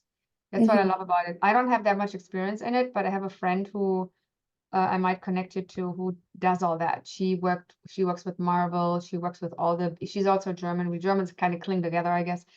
And she came from the producing side like me, and she fell in love with animation, and that's all she does now. And That's awesome. Ara, would you send me an email so I can put you guys in touch? Because I think that would be a great contact for you to have. Yes, I would love that. Thank you. Yeah, no, seriously. So if I ever have someone that I feel could be beneficial for any of you in the class where I have a relationship where I feel like you could benefit from that, I will share that with you because of the colleagues I work with, we all kind of help each other, and I work with great people. As I said, I've been doing it for like 25 years. I spent over 250 million in production value, so I've done a few things. And obviously with that come relationships that I'm happy to share wherever they can fit. So never shy away from asking. Thank you, Ara. Thank you. Thank you so much. Who have we not heard? I know I've tried Hi, yeah. Yep. So this is Lisa. There she is. Yeah. Hi. You have me as Shmiti there, but I go by Lisa because my grandfather, he gave me this name and he passed away. So after that, I kind of feel like using this name. Hold And on. What name do you go by? I want to know. Lisa. Lisa. Okay, Yeah. that's what I want to remember. Thank you. Okay. Thank you. And so I am from like production background. I have been running a company back home. So it's my family company. Back home where? Yeah. So it's based in Nepal. Oh, wow. And Fantastic. yeah. So it's called Kathmandu Films. And I have been like when I was 18, I started after COVID, like I started doing everything in the company, like starting with like assisting the producer, from assisting the director, a little bit of everything. And then I started my own companies. I started 2 other companies, which is very different from the filmmaking background. I started into hotels and restaurants, and I did a little bit of organic tea and everything. But now I'm back to filming because I think that filming suits me the best. And since we are producing one like Nepali movie right now, and we are into post-production. So I'm very new to LA. It's been 6 months here, and I'm very interested to learn everything that I can, like from distributions to like legal aspects. And I mean, I did business of management, and I'm into entertainment studies. Yes, so that's it. Yes. Well, you have a lot of stuff that you've already done. I owned a restaurant for 5 minutes, a German restaurant in LA. It worked great, but it was a lot of work. Holy moly, talking about it. Oh my God. It was a little bit like producing in crazy. the sense that you had constant stuff going on, real life that had to be dealt with in this very moment. It's like But on location shooting, you have to like you have to be, it basically is on location shooting 24 hours because it doesn't stop. So I'm telling you, the restaurant and hotel business is even more complicated than this. So you're going to be feeling this is a breeze in comparison. I sold that restaurant after owning it, I think like 3 years. I'm like, yeah, no, thank you. No, thank you, but no, thank you. I mean, it was great because we reinvented the German Oktoberfest in LA. We made a lot of money, but the work, crazy. Do not recommend. So you can feel my pain, Lisa. So thank you for that. But you're going to learn a lot of the things that you need, contractual stuff, how agreements work. I do cover legal things. I do cover agreements. It's kind of maybe overlapping with the legal primer that you're taking, in the course. And there too, I want to forewarn you that I might do deals differently than the legal primer professor is going to tell you. So there, because I believe in a certain aspect of deal making that doesn't always share the views of my attorneys, let's put it this way. So there are, you know, and you'll see, but to me, it all comes down to protecting the producer, protecting the project, and protecting the investor. That's where my deal terms are driven by. And we're going to learn all about that in every aspect, from every deal, from starting with rights all the way to distribution and financing. So you're going to definitely get the knowledge that you're looking for. And I'm glad you're doing this movie in Nepal. That's great. Congratulations. Thank you. Good one. That's going to be a good experience too. Thank you for hopefully. sharing that. Did I miss anyone? No? Good. So what I'm going to do then, and I'm sorry, we're going to go over, this is supposed to stop at 12, but I do want to cover 2 modules. I'm going to go through the first module, maybe a little quicker. I'm just pointing out the main essences, and then I'm going to dive into what's going to open up on Monday, which is the second module, which is our distribution module. So first, we'll get an overview of the industry in general, and then we're going to go into the distribution specifically. So that's what I want to cover this morning. Let's give it a go. So the way I look at Hollywood is as a business. Yes, it is creative and it's important, but it is about a simple idea that millions can enjoy around the globe. So it starts with the spark that is basically a cloud of nothing, and then we have to make it a thing. That's the job of producers, and that's the job of storytellers. So what our way of doing things is, we need to start with relationships in the industry, and all of you have that. You all have different aspects of where you're starting from, and you now are in a place we're going to start to expand. Within this group, there are already people that I see that can cooperate. Melissa and I believe it was Scott. Was it Scott or was it David? No, David was brand integration. I think there were 2 people that were working in the government space. Anyway, so you're going to find people in this course that actually can help you elevate from where you are. So networking is important. Relationships that you have already established is important. The reading of trades, I want to really alert you to at least read Variety and maybe Hollywood Reporter. Not so much the tabloids that do like the, you know, we're telling you a story about Brad Pitt and where he's going shopping. Not so interesting. But Screen International, Variety, and maybe Hollywood Reporter, those are trades I would like you to read. And the reason why I would like you to read them is it talks about who the new players are, who are the new financiers, who are the new distributors. Those are the 2 people that you need to know about. What are they buying? How much are they spending on it? What do they focus their demand on? What story sells? All of that is in the trades. And it's a real life, what's happening in the industry right now. And it's important for you to keep that as a research bucket open. And then when we talk about stories, it is a time where demand for story is great. Probably has never been greater than now. But it is also a time where there's a lot of selection going on. So it's not just because everyone needs more product that most of the product sells. Doesn't mean that there aren't bad products that is selling. I mean, look at Netflix. It's like spaghetti on the wall, you know.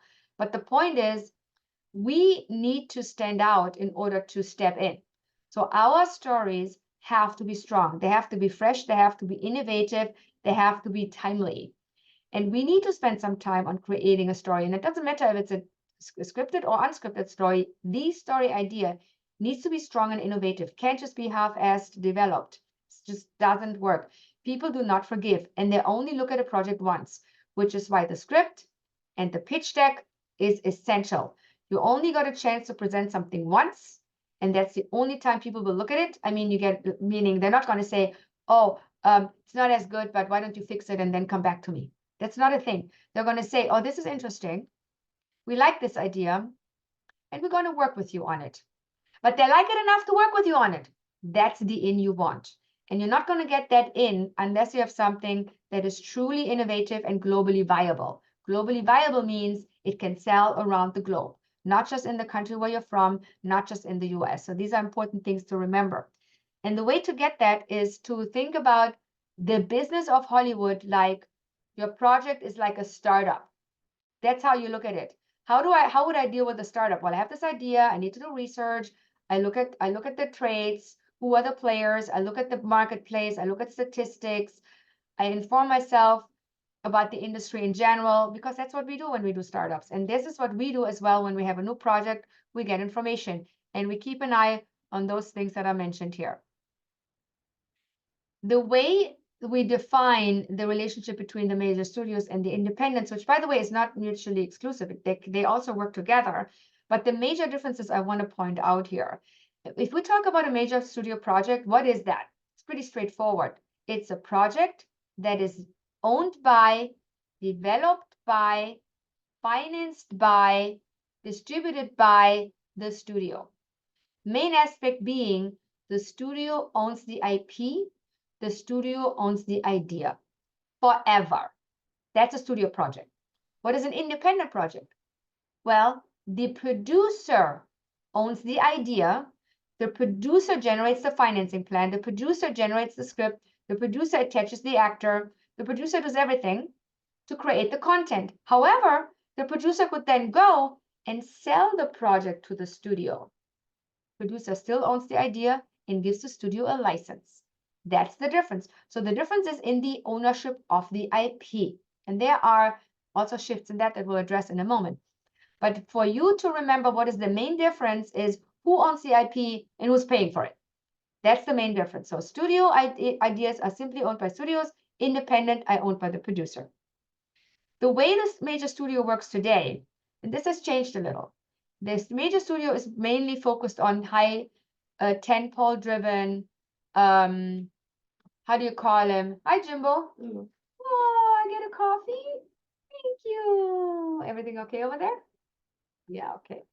My house. Hi, Jim. We want to say hi to these people real quick. This is the husband I was talking about earlier. He's bringing me coffee. Hi. This is Hello, him. everybody. Hi. You have an amazing teacher. Just so you know. Hello. Yeah, Jim, Hello. Jim, what are you teaching right now? He's actually teaching too. What are you teaching? I'm teaching the business of entertainment. And what is the other course you're teaching? I teach producing and directing reality and documentary television. Very important one. Is anybody taking my class this semester? No, but when will you teach any of those online? Yeah, they're all online. Yeah. They're all online. Next semester, I Oh, teach okay. the documentary class. Online. Okay, you'll see me. Yeah, Michelle. Yes, Okay. for sure. Hi. I'm getting coffee. I love that. Nothing works without coffee. Thank you, honey. So, Are you in California, Ms. Millie? Are you in California? yes, I'm in Oh. California. I should probably said that. I didn't even introduce myself. I can't believe it. Originally born and raised in Cologne, Germany. Won the green card in the lottery. I never win a raffle, but I won the green card in the lottery. Moved to LA with my then 11-year-old daughter as a single mom. Realized that producing in Hollywood is very different. So I had to find my in. My in was I make my own rules. And when you bring money, you can kind of do that a little bit. But I was always focused on globally viable stories. So my first movie was a romantic comedy with Natasha Kinski and Timothy Dalton, which is a cute family story that was produced with Fox here in the US and Constantine in Germany.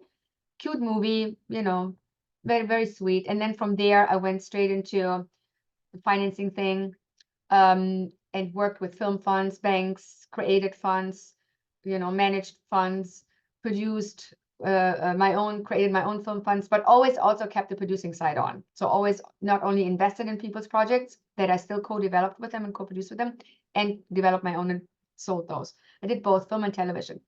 So that's my feedback. I now live in Calabasas and partially also on Maui.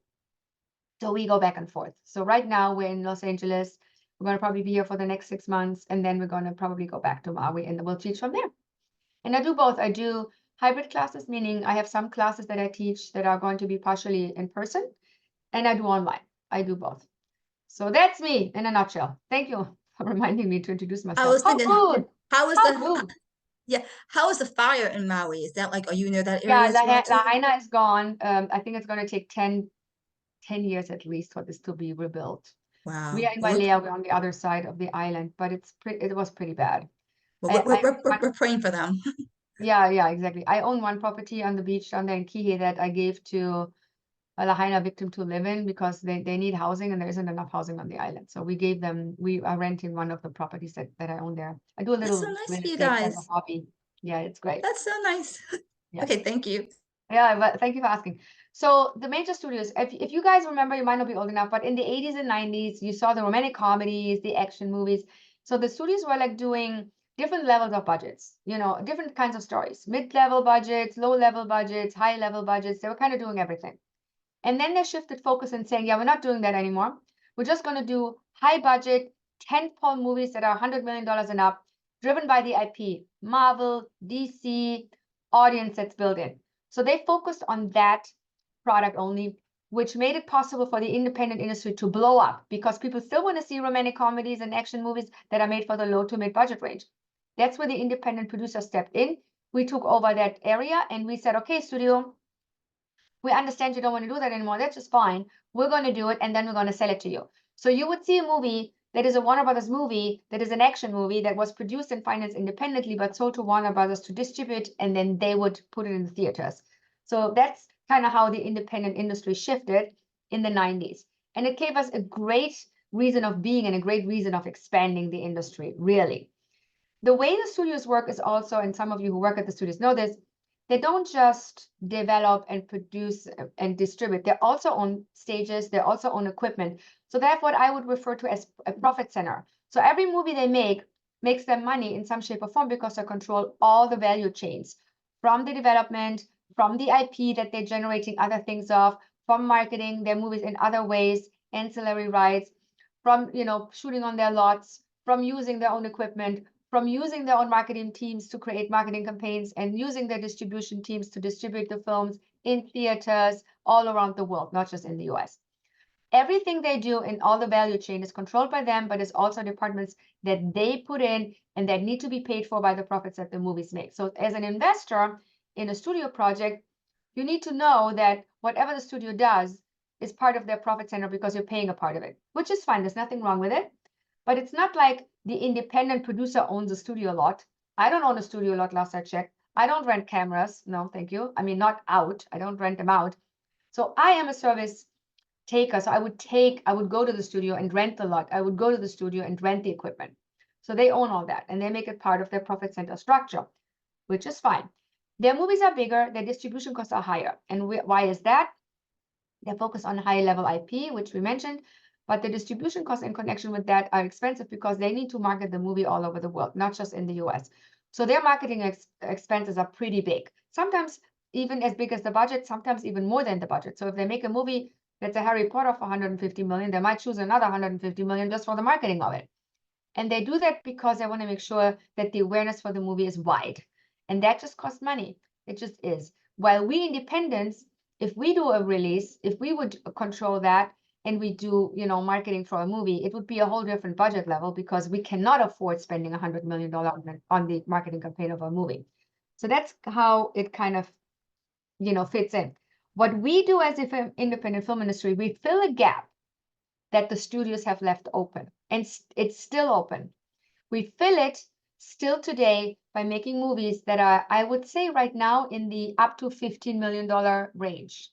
When we go above 15, this is just the timing right now. When we go above 15 million for a movie, we have to have a partner with a studio where they bring in some of the financing. So meaning we would do it as a co-production with the studio that will then allow us to increase the budget, where they pay more than just a regular license fee. They pay a higher fee for then owning the content for the US entirely. That will then allow us to go above 15 million, and that will allow us to have something that is more expensive. But without a studio deal, I would not suggest any of you do anything more than $15 million in cost right now because the market cannot bear it. And we're going to talk about what the market can bear in a moment, but it is important to know where we are in the space of the world right now. So here's a slide that basically differentiates the studios versus the independents in the same way that I just mentioned. Studio owns, finances, productions, controls all IP-related rights and the entire value chain and the entire production chain. We do the same as independent, but the way we license our rights is not like a studio. We don't own theater chains. We don't work around the world. We use sales agents to do the work for us. So we issue licenses. That's how we make money. But we do control the revenues if we do it right, which there are differences we're going to talk about. We control the revenue chain because we control the IP in a certain way. Here are the major studios that we have right now that we're dealing with. And this can change because they're always selling to someone and they're always combining with someone. This is kind of the land of the land right now. And you see the market shares here. I want to say, and I said subject to change. I think it was Marjorie who asked me about this. They might have changed a little bit because I did this a year ago. So the market shares might have shifted, but the players are still the same. These are the major studios that we would be working with when we either sell our movie to them or when we do a co-production with them. Or it could be, and this still happens once in a while, that someone has a great idea, pitches it to the studio, and the studio says, I will buy your idea and I'll make it. In which case you can forget about my class because the studio will pay for everything and there's no need for you to know about independent financing. However, rarely happens today, unfortunately. So we need to know how to do independent finance to be in the business. There are what is called mini major studios. And why are they interesting to us? Because those are the people that buy our content. If we have an art house movie that we want to make that has, I don't know, Sharon Stone in the lead or Meryl Streep or someone interesting, right? And it's an art house movie that could maybe be an Academy Award movie or something like that. These are the kind of buyers we would talk to. These are the mini major studio divisions that buy movies that are lower budget, but they're usually driven by a certain aspect, like it's an art house movie or it's a talent-driven movie. It's usually one of those. And these would be the people that we would talk to at that time. So there are mini major studio divisions that we would talk to in regards to licensing our movies. If they like the idea, if they like the package being the talent, the director, and the script. There are independent major studios. These are the indie ones. Look how many there are. Indie, I mean, I can't believe it, right? They're big people. Netflix, Amazon, Apple, STX, Lionsgate. These are likely going to be some of the people we'll be working with as well. They're not owned by the studios, at least not at this very moment. Could all change, or maybe the studio will be owned by one of those guys. It's all in the air. We don't know. But the point is, these are the people that we would be talking to as well when it comes to releasing our film in the US or even worldwide. So these are the people that buy the kind of movies that we would be addressing in this class, and even the independent content that is non-scripted. Some of these are buying those as well. When I look at the studio model and the revenue model, it's a very basic plan here that I put together. But the way it works is they acquire the IP, so they acquire the script rights or the rights, whatever it's based on, a Harry Potter on a book or a Marvel comic on the comic. They acquire the rights, they finance and developing it into a script. They finance all that. They then attach the talent that they want in the movie. They finance that. They put a budget together. It's usually a higher budget, not like up to 15. It's more like 150 and up. Then they manage the release and the global distribution. They do all that. And then they manage the ancillary rights. There is a doll, there is a Spider-Man puppet, and they do all that stuff. That's the marketing and ancillary rights, which, by the way, makes them a lot of money. That's a big deal for them. For us independents, unless we're doing a franchise, that aspect, not so much. There are exclusions to that rules, and we're going to talk about that in a minute. But in general, I would say the ancillary rights revenue market for us is a revenue stream that is not super important. But for them, it totally is. So when they make money, the money comes in from the box office, right? They used to own studios, they used to own theaters, but that was taken away from them with a decision that was made in the 40s, where the government said, yeah, you cannot produce content and then also own the theaters. We don't like it. We're going to take that away from you. So since that point, the studios, which were not happy about it, however, they didn't control the theater exhibition chains anymore. So those are now owned by other people. And that's AMC and Regal and all these people that own the theater chains, right? So they don't have to work with the studios. And they work with them in saying, whatever comes in from the ticket sales, we split it with you. And there's different splits that are going on depending on what movie it is and what the release campaign is and what the timing of the release is. So it shifts and changes. But the reality is, box office money comes in. First thing that happens is it's going to be split between the major studio and the exhibitor. And it then goes into other waterfall expense columns that the studio then will have to cover. So the next thing that's going to happen is they're going to deduct the distribution fee, which in the studio world could be anywhere around 30 to 35%. They're going to deduct that. So whatever, how much money they make around the world, they're going to say, we are a studio, we're in the midst of distribution, we're going to charge 35% of whatever comes in. That's going to be paid. And then, of course, they have to pay the P&A and the P&A fees. That's the marketing campaign that I talked about earlier. So now we have a Harry Potter movie produced for 150 million. P&A was 150 million. I'm just making this up. That needs to be paid off. So the revenues are used to pay that marketing campaign off, which the studio, of course, paid for. They want to get their money back. And then they have other distribution expenses that they need to get paid. They had probably some guild actors in there and some WGA director, a writer, and some DGA directors. So the guild residuals that are driven by monies that made with the movies are due, and the studio has to pay those. And then they talk about the negative cost, which is the budget that they have advanced, and now that's being paid off.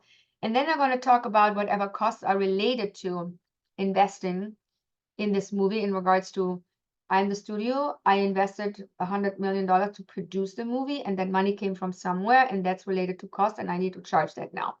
So all these are being deducted. So these are the kind of main deductions, and then they get to what is called proceeds, which are then their definition of profits, if you will. And then here is how it looks like for the independent world. This is how we deal with stuff. So we acquire an IP. We might have a script from a writer that we like. We do a deal with the writer, and we say to the writer, I'm going to make you a movie. I'm going to make a movie based on your script. It could also be that we stumble over a book that we really like. We do a deal with the book publishing house to say we want to make a book out of it.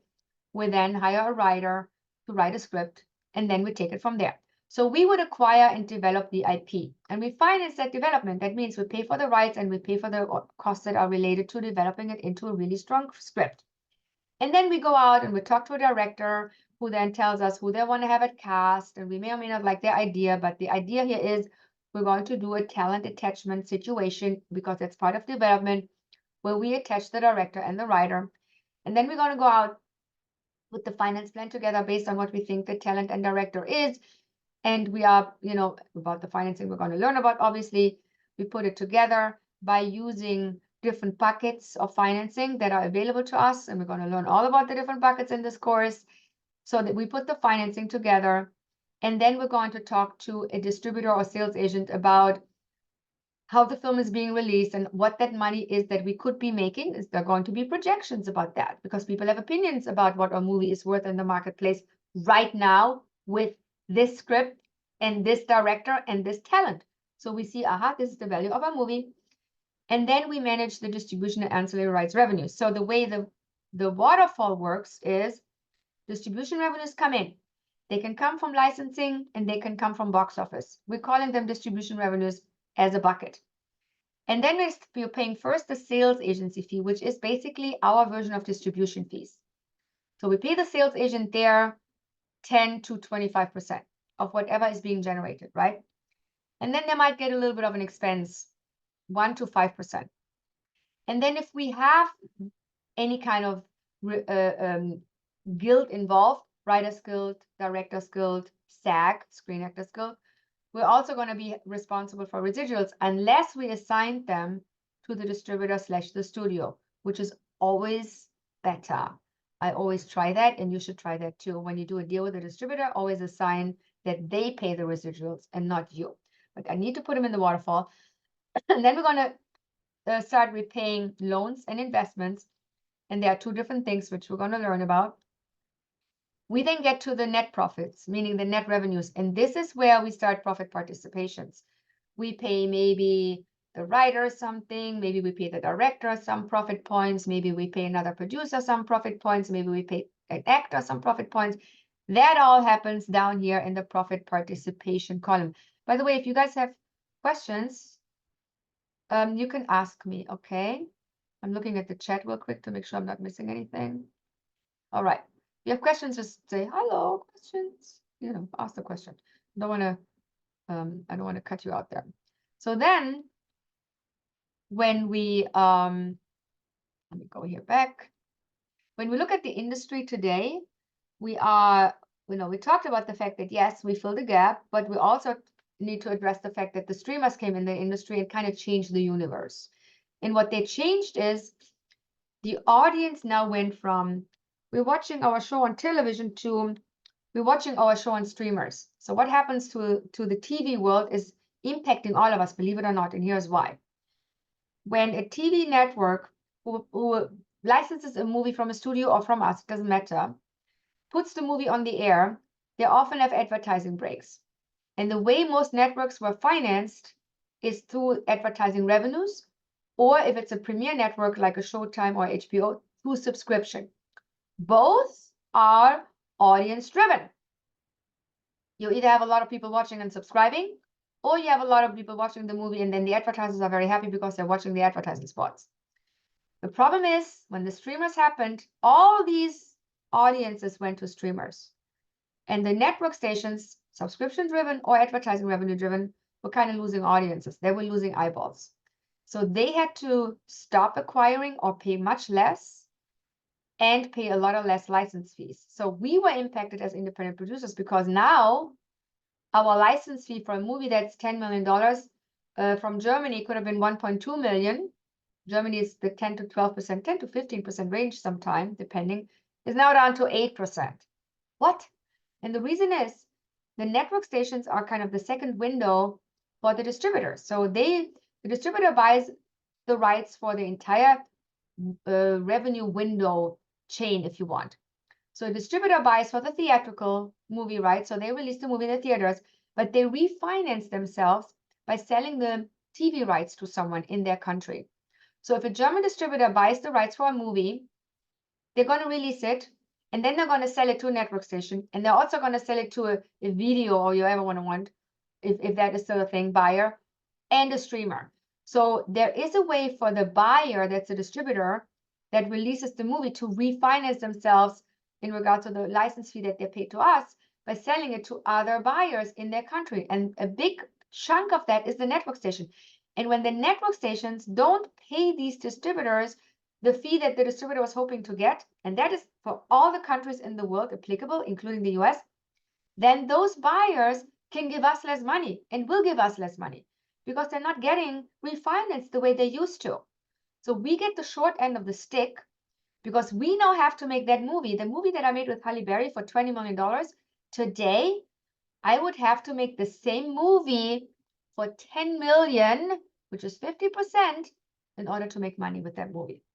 This is how bad it got. This is how drastic it is. And this has all to do with the streamers. The streamers come in and they do different deals. You go to the streamer, you go to Netflix and you say, I have this amazing idea for a documentary series, or I have this amazing idea for a movie. Go buy my movie. And Netflix might say, Amazon too, we like this idea, we buy it. And now it's our idea, like the studios would. So we will produce it, we will finance it, we will distribute it. You get a fee and you go home, we take over. It's okay. You will not own anything in that scenario. But it could also be that the streamer says, I'm Netflix, I'm only buying the US rights. Or I'm Netflix, I'm buying the US rights and the German rights. As long as I pay what a US buyer would have paid, that is a different buyer, or a German buyer would have paid, that is a different German buyer, we're okay. But the reality is they don't. They pay a lot less because they're like, well, we're only streaming it, we're not really releasing it theatrically, and we're not doing the network thing, so we can only give you X. So now the problem is, if we sell it to the streamer like we would to a regular buyer, we're now getting half of the license fee because the streamer only streams. So there was a lot of conversation about that happening. The dust has settled a little bit, and Michelle, I'm going to get to your question in a moment, where now, and this was a big fight for many years, where now we are in a place where the pricing is leveled between the buyers that are not streamers and the streamers. They pay similar pricing for licensing. So we're in a place where they still don't pay what they paid in the 90s and 2000, maybe 2000, even all the way up to 2010, maybe. After that, it kind of went down the hill. We're still not at that same price level again. I mean, there was a time when I was making a movie, I would sell the entire movie before I made it for twice the budget. I haven't done anything yet. There's only a script and cast and director. I would pre-sell all my rights, and I made already double my money, and they haven't even seen the movie.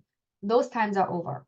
There's no such universe anymore, unfortunately. So it's a lot harder for us to make money, which is why we have to be very careful in how we're structuring our budgets, how we're valuing our film, and how we put the finance plan together so we can still make money even though the pricing level has dropped so much. Yes, Michelle. I'm curious about the change in viewership because that's driving all of this, right? So I ask my students every semester about what their primary ways that they consume entertainment. And they're not going back to networks, you know, with the streaming wars, right? they're going to like TikTok and they're watching films chopped up on TikTok. Or And YouTube. I'm just yeah, I'm just curious about, I mean, this is the next wave, you know, in viewership. What does that mean for So what it means to the us way the is, models are now? yeah, what it means for us is that streaming is very important. So there are two models that we deal with, right? When we work with streamers, and I'm calling streamers now the Netflixes and the Amazons, but also the YouTubes and the TikToks, right? These are all streamers.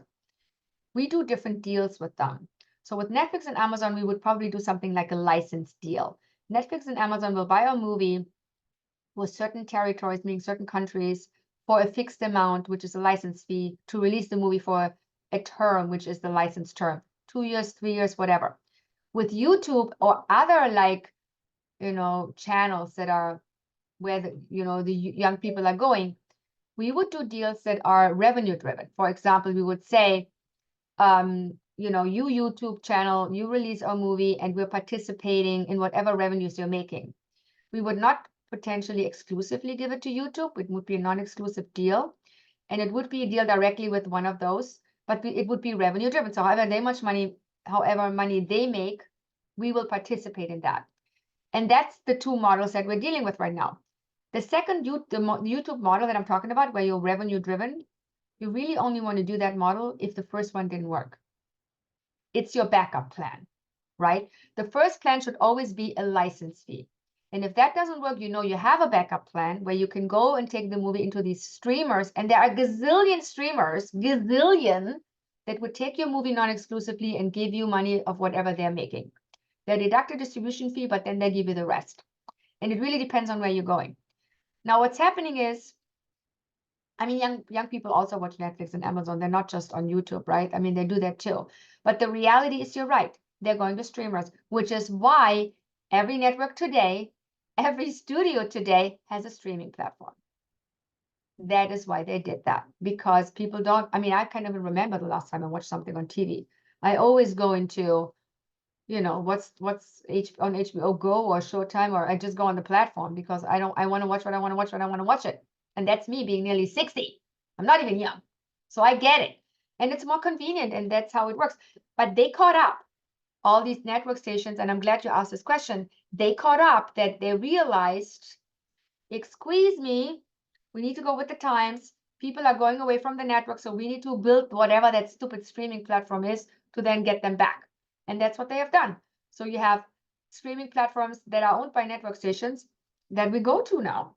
And then you have the packages like the Hulu that throw everything together. So it is basically, it's basically the cable model just all over.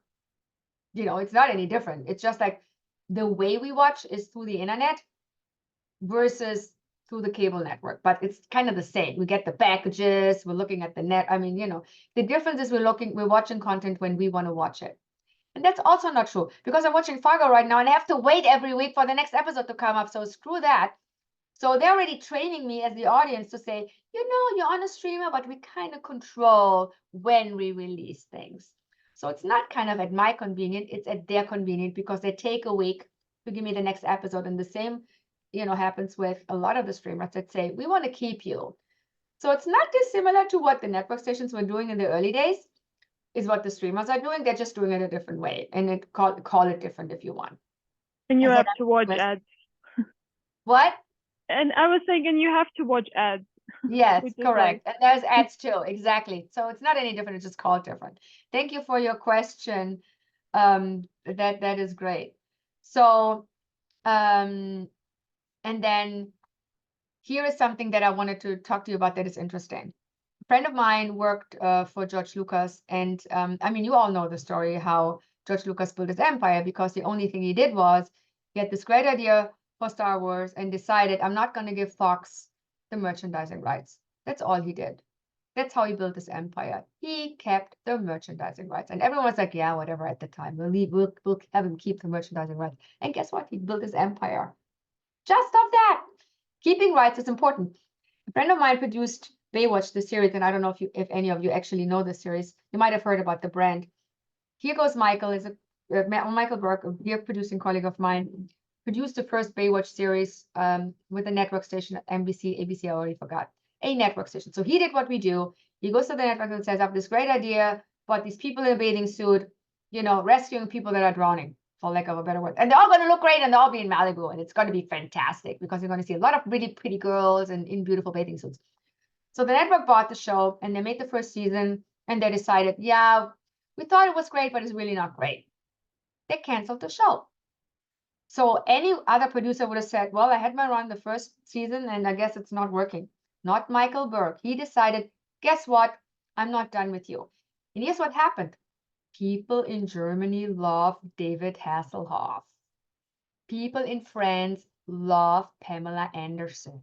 So what happened was, when the network station made the show, the networks also sell these shows around the world, right? So the network station that owned season 1 sold it around the world to ProSieben, to TF1, to all the network stations around the world. And those in Europe particularly really liked the show. The Americans weren't for it, but the Europeans were very happy about it because we don't get to see beautiful people in Malibu on the beach all day long. So it's great and everything is sunny. We love it. So then Michael said, okay, dear network, can I get my rights back? Because you're not doing anything with it, so I might as well get it back. For $1, he bought the rights back. And then what he did is he went to Germany, France, Italy, Spain, where they love David Hasselhoff and Pamela Anderson, and said, would you be interested in this season 2? And they're like, yeah. Would you be willing to do a pre-sale distribution agreement with me? Yeah. And then he took the pre-sale distribution agreement to the bank, got the money for second season, and started his imperium. So he independently produced the second season himself and then sold it back to the network station for a license fee. And it became this huge brand that he's still making money off. The Rock in the Baywatch movie, they're still making money off the brand. It's crazy. They're not even involved in the production. They're like, yeah, give me the rights, checks, very happy. So sometimes we have to think out of the box. And Michael was very smart in saying, all right, guys, I'm going to figure this out a different way, in the independent way. So he was probably one of the first people to independently produce a TV series. It's not what people do, but people do. So my lovely husband meets this Mexican guy called Cesar Milan through a stupid coincidence. And the guy says, I'm a great dog master or dog trainer. I want to have my own show. And then Jim talks to him and says, well, you know, let's see what you can do. And he, you know, sees him do his thing. And he's like, oh my God, that's very impressive. So he came up with the Dog Whisperer idea. Dog Whisperer is a television series where a dog trainer fixes people's dogs. So it's basically a documentary series, if you want, or reality series. They don't call them the reality series anymore. They call them documentary series now. So they pitched the show. the idea is sizzle reel. What is what you do? And they pitched the show to the networks, and Animal Planet said, great. National Geographic said, great. But they didn't want to pay for the entire budget of the show. And my husband is not used to independently financing anything. He's like, I'm a producer. I work for all the big networks. I produce all their TV series. And so he did. He didn't even know what independent financing was. And he's like, and they were scratching their heads and like, well, how do we do this? They're not giving us the entire budget for the movie. How do we make this for the TV shares? How do we make it happen? So they went to National Geographic and said, okay, National Geographic, you're buying the show, because National Geographic at the time offered 26 episodes versus I think Animal Planet was only offering a deal with less episodes. And of course, we want to sell as many episodes as possible. So they went with National Geographic, and National Geographic said, yeah, we can only give you 75% of the budget. And then smart as Jim was, he's like, okay, well, if you only give me 75% of the budget, I want to keep the foreign rights, because you are National Geographic in the US. They didn't have any outlets yet outside of the US. And they're like, yeah, we're not doing anything with international rights anyway. So they cobbled the money together for the 25%, capped the international rights. National Geographic only owns US, and then found a sales agent to sell the show internationally. And because it was on National Geographic, which is a great network, you know, the buyers in Germany bought and the French buyer bought. And so, you know, the show is being bought by other network stations around the world. And this is how they make money. They make more money through the international rights than they got from National Geographic for the US. A lot. And on top of it comes the merchandising.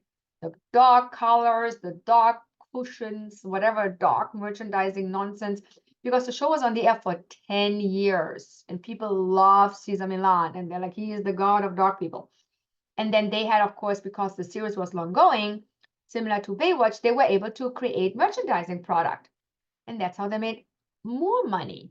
And this is the beautiful thing, if you can somehow figure out a way to keep certain rights, some foreign rights, some merchandising rights, and find money a different way, you're going to find that you're going to make much more money as a producer than just your measly producer fee in the budget, which is usually not interesting anyway, and really emphasize the revenues that you get from the value of your brand, because you're literally creating a brand. That's what you're creating.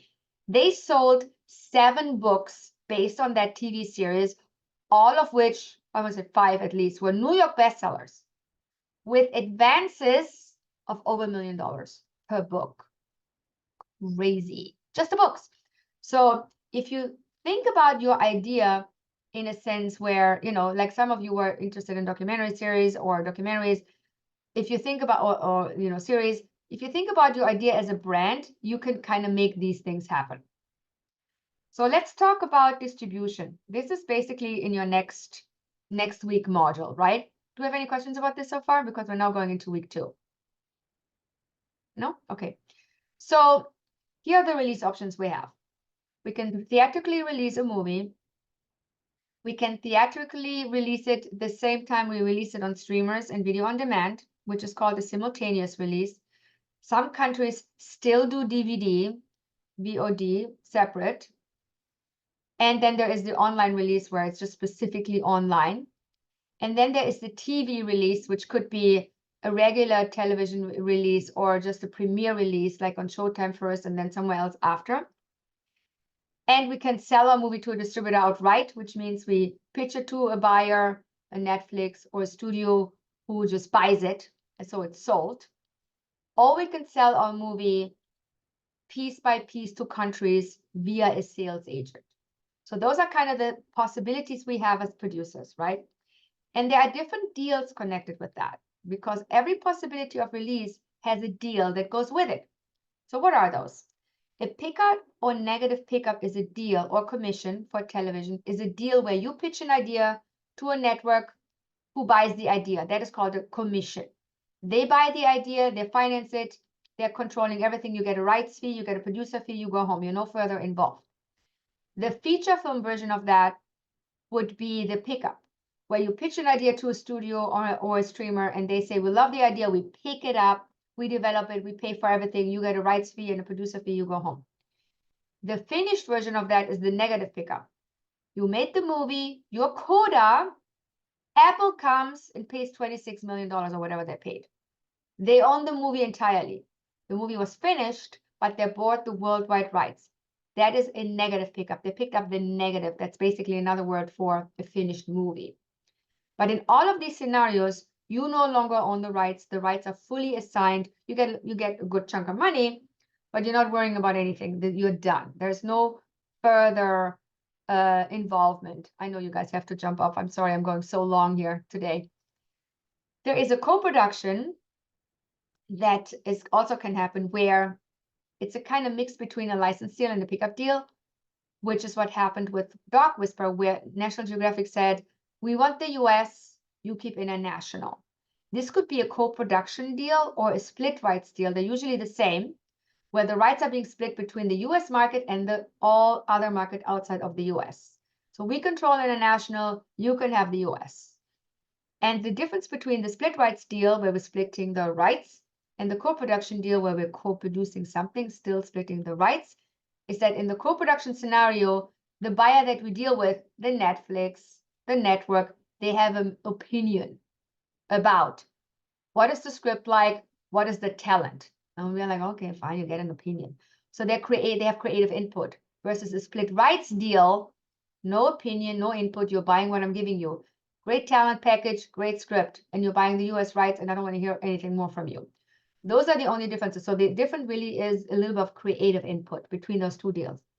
And then there's the license deal, where we're assigning the distribution rights to a certain territory for a certain period of time, which is the term. We're selling the movie rights to Germany for $1 million for a $10 million movie, and Germany can have the movie for 5 years. And they release it theatrically, on DVD, on television, online, whichever they want, in whichever way they want. They give us a license fee in advance, and we say, thank you very much. If that movie fails in Germany, oops for the German buyer, not a problem for us, because we already got a license fee. It's a great way to explain to your investor that you're not performance driven. Your success is not performance driven. So even if the movie totally sucks in the theaters and doesn't make zero money, you still make money. Investors like to hear these things. So that's important. And then the revenue share deal that we talked about earlier is we're giving the movie to a network or a streamer, which is mostly streamer driven, that cannot pay us a license fee upfront. They give us a revenue share. And in this case, this is the first case where the license is likely non-exclusive. All the other deals I just talked to you about right now, they're all exclusive deals. You can only sell it to Germany once for this one buyer. But in the revenue share component, you can sell it to 3 different German streamers, 3 different streamers in the US, 3 different worldwide streamers, and it's non-exclusive, and you can make money from all 3 of them. That's a revenue share. And then there's another thing called buy-on. And those of you who work in the branding world know about this. But there is a different aspect to it. It's not something that people talk about a lot because networks don't really advertise it. They kind of don't want people to know about it. But we have done deals with TLC, CW, Discovery, all those networks where we say to the network, we're going to produce this TV series. It's mainly maybe a documentary series, let's say. We're going to produce that TV series. We're going to finance it ourselves. We're going to buy on to your network. We want to buy the slot Saturday evening, 6 p.m. to 7 p.m. And we're going to own if there's advertising, we're going to own the advertising spots as well. We now pay for the privilege of being on a network. This you can do, but you can only do if you are a producer that the network believes will deliver a show that is network quality and looks like something the network would have commissioned, looks like something they would have produced. So this is reserved to producers that they trust. So it's like my husband, he did a lot of those, where and I did too, I did some, where they know that we're going to deliver a quality show that entertains. That's all they care about. Even if we pay for it, they don't have an opinion on it. They're not giving me editing notes or something because I rule. I bought the time. So it's my content on your network, and I'm basically the network on your network. You have no decision. I pay you for that though, and I'll get revenues from the advertisers that pay me for the advertising slots, if there are any. And I can do whatever I want content-wise, especially with the brands that I'm cooperating with. Now, I'm not those going like info commercial? Oh, sorry. Hold Those on, like let me finish. Marjorie, let me finish. I'm not going to plaster my, when it's brand-driven content, I'm not going to plaster my brand so you see logos of brands everywhere. It's going to have to be done very tastefully. But it's going to be done in a way where I tastefully work with brands that are integrated in an organic way where they feel they're heard and seen and the message is driven. For example, I made a beauty show. It's called Global Beauty Masters. It's basically Project One Way for hair, makeup, and nail. It was a competition show. And it aired on TLC and it aired on the CW. The entire show was paid for by beauty products. Chi, Revlon, Schwarzkopf, Wella, all of those. And the reason why they gave me money was because these contestants that were doing hair, makeup, and nail needed product. The product was given to us for free anyway, but they needed product and it was organically integrated. It's not like, oh, look at me, I'm dealing with this particular Chi product for this hair. No, no, no. And oftentimes they didn't even mention the brand, but we see the brand and we see them using it. So the way they use it was in line with what the brand wanted. And the brand likes organic integration, and that's what they pay money for. They're not just giving me the product, they're actually giving me hundreds of thousands of dollars to integrate them beautifully and tastefully. So what does it do to me? I then take that show, I buy on to Discovery. Now it's a Discovery show. And then I sell the show internationally successfully because it's a Discovery show. Because the international buyers, they don't know that I bought onto Discovery. All they care about is, was this series on a major network in the US? If it was on a major network in the US, then we, the international buyers, know it has value to us. So for TV series particularly, scripted and non-scripted, The buying and driving factor for international sales is what network in the US has aired this show. So if I cannot get any network to step up because they don't have money and they don't want to buy my shows for a license fee, I buy myself on because I need the US. So I'm not making money from the US in this first window, but I can then still do later revenue shares. I can still do another exploitation in the US after. But in the beginning, I can say to my international buyers, this show is on Discovery, and you should buy it for ProSieben or Tier 1 in France or whatever. And that's how we do this. We control the entire IP, we control every aspect of it, and we then make money from second windows in the US and from international sales and selling the show internationally. Marjorie, what is your question? Yeah, I was saying you answered my question. I should have waited. Sorry. Okay, good. You answered it. Yeah, okay. So that's something for you to think about, because if you do a documentary series or TV series, that's an important aspect to have. So what are the different ways of theatrically releasing? We can do a wide release. Probably we won't, because that's kind of what the studios do. So the wide release is really the studios going on 1,000 to screen, 1,000 to 5,000 screens. They do their thing. But I need to mention it because it happens. So it's a wide release. What would be our version of release is probably the limited release. So we work with a studio that says, we like your idea and we feel we should release it in the theaters, maybe on 300 screens or 500 screens or something. And that's their decision. They will then pay for the release campaign, and they will pay for the P&A cost, and they give me a license fee. So I don't have to worry about P&A or anything, because they bought the rights for my movie to be released in the United States in 500 theaters or whatever, however many they decide. It's not up to me. But they're releasing it in a limited release fashion. There is a way for me to do this in a clever way, in saying, okay, I want to release, but I want to control the release. I want to do it with the studio, but I want to control the aspects of how the release works. So I am David Ellis, who is how he built his empire, by the way. And I'm going to say to Paramount, which is who he did the deal with first, I'm going to make these action movies that I will pay for, because my daddy has all kinds of money from Oracle and stuff, that I will pay for. And I'm going to give you, Paramount, my movie to release as if it was yours. I'm renting the studio. And this is something we can do. It's usually done with action movies, movies that are a mid-level budget, that are higher budgeted. It's not like a $5 million movie kind of situation. It's more like a 15, 20 and up kind of movie situation, where we decide we're going to rent the studio power of Paramount. It comes out as a Paramount movie. We sell it internationally as a Paramount movie. The rent-a-studio deal is basically the buy-on version for studios, where we say to the studio, you create the marketing campaign, you release this movie on 1,000 screens, we pay for the production cost, and we also going to pay for the print and advertising campaign. And you do your deals, because you, studio, have much better deals I could ever get with all the theater owners and all the advertisers that you work with all day long. I'm going to use your deals because they're much cheaper than what if I would do them on my own. And you're going to make a beautiful release, and I'm going to pay you for it. So we're paying the studio for the service of renting them. We're renting their services, and we're now releasing our movie the way we think it should be released, because we're paying for it. And the studio is happy to do it, because that's what they do. That's their business model, distribution. They don't care where the P&A money is coming from, but they do care about the movie being something like the networks that they would normally also release. Hence, big budget David Ellis action movies.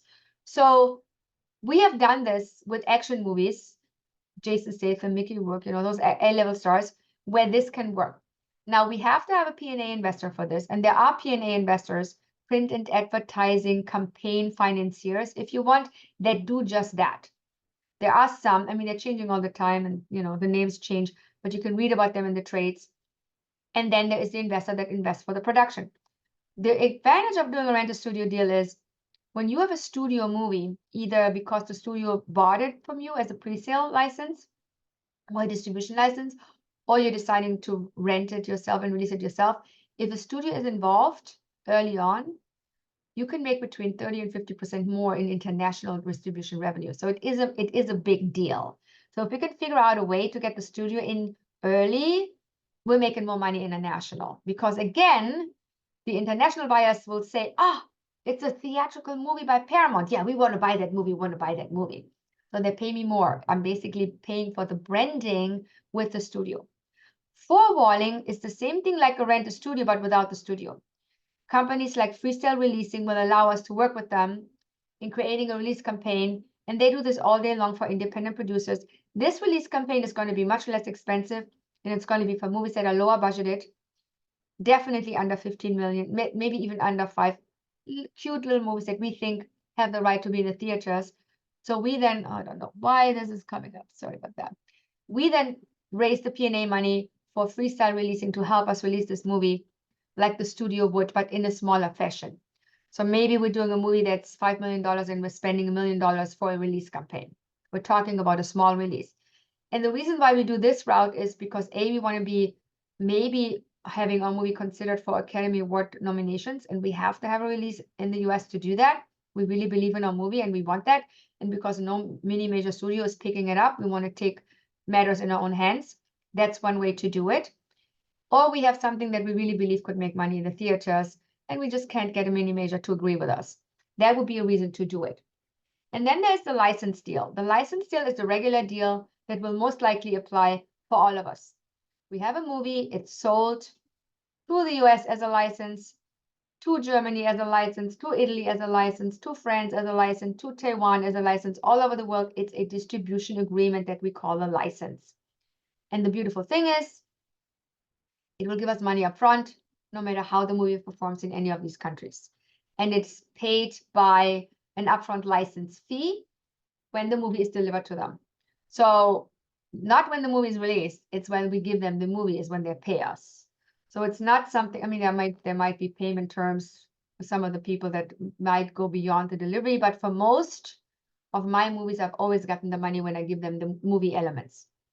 They give me an upfront payment of 20% when I do the deal.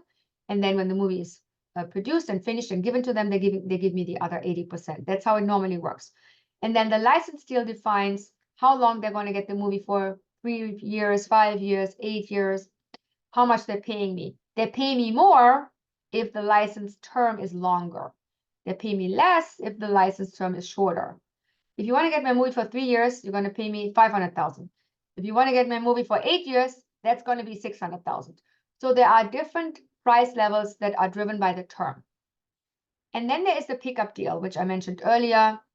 We're pitching an idea to any buyer, a network, a streamer, a studio, and they're picking it up from us and they're taking care of everything. And we get a producer fee and a rights fee, and that's it. So when we do international distribution, there is different ways to do it. And I want you to look at the rights component that is called a pre-sale. The pre-sale is basically a distribution agreement that happens before the movie is made. So we're not having anything more than a script, a director, and one cast member for a lead role. That's all we have. And we have an idea of the budget that we talked to our sales agent about to make sure we're not making a movie for 20 million, where the sales agent that is selling our distribution rights will say to us, yeah, I can maybe make you 5 million with your movie. So that's really not going to make sense. So we will make it for less money, of course. So our budget is kind of driven by what the sales agent projects. But what I want to focus on is the pre-sale. So it's basically a regular license distribution agreement, like I mentioned earlier, but it's happening at the time of putting the movie together. The movie's not made. And the beautiful thing about this is I get a distribution agreement. I'm not getting much money because I'm only getting the 20% down payment that they're making, but I can take that distribution agreement to my bank who will give me a loan for it. And now I can use this money to make my movie. That's why pre-sales are important. The other reason why they're important is they will tell me early on if my movie has any value in the marketplace. If you're making a movie for $10 million, you have a script, you have director, and you have cast. And you talked with the sales agent, you guys put it all together, it's all beautiful. And then you go in the marketplace and you cannot get any of these pre-sales done. No buyer is pre-buying your movie. What does that tell you? It tells you no one wants your movie. Why on earth would you produce it? It's a great testing tool. You want to have some pre-sales. It doesn't have to be a lot, 30%, 20%, whatever it is of the budget that is. But you got to do something. If no one buys it, it's a huge red flag and you should reconsider making that movie because the likelihood of you losing money is very high. The market is already telling you, we're not in it. We don't want this. We don't like the script. We don't like something we don't like. You can find out what that is most of the time the sales agent will say, well, the buyer said this, maybe you want to adjust it. But it's a huge red flag that you need to deal with. So please do use it as that. The streaming model, I want to just quickly talk about. There are, as I mentioned, the streamers that are owned by the studios, and there are the independent streamers. And the way they work is they're either driven by subscription or ad revenues. Like the networks, not any different, shockingly. They do their own content in a way that they say, we don't want to pay Adam Sandler $300 million anymore to do an Adam Sandler development deal. We want to create our own Adam Sandlers. So what you're finding now is that Netflix creates their own talent that they're kind of grooming, which is what the studios did in the early days. They had contracts with actors that could only work for their studio. They had contracts with the writers that were only working for the exclusive to the studio.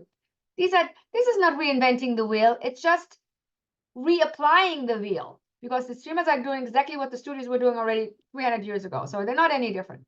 So they're attaching talent to them because they want exclusive audiences that go with that talent that they establish on their streaming platform to be the talent that people go with. So this is how we find out all these new actors that, you know, that Netflix is putting together. Netflix is basically, I would say, the one that's most known for that, because they're tired of paying these A-level actors all this money. They're like, we're Netflix and we're not making money. We need to be making money right now. So we're going to change it up a little bit. So they decided we're going to develop our own writing team. We're going to have our own actors that we make famous on our network, and this is how we do it.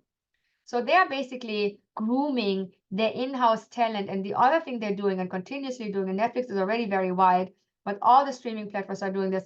They're growing and expanding outside the US. They all started here, but now they're in all the countries and doing original content in the countries.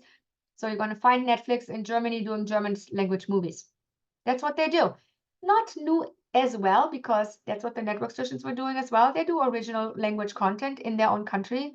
And it's what the studios were doing. This is what I was doing with Willy Geike, you know, German movies for Warner Bros. So again, not reinventing the wheel, just reapplying the wheel.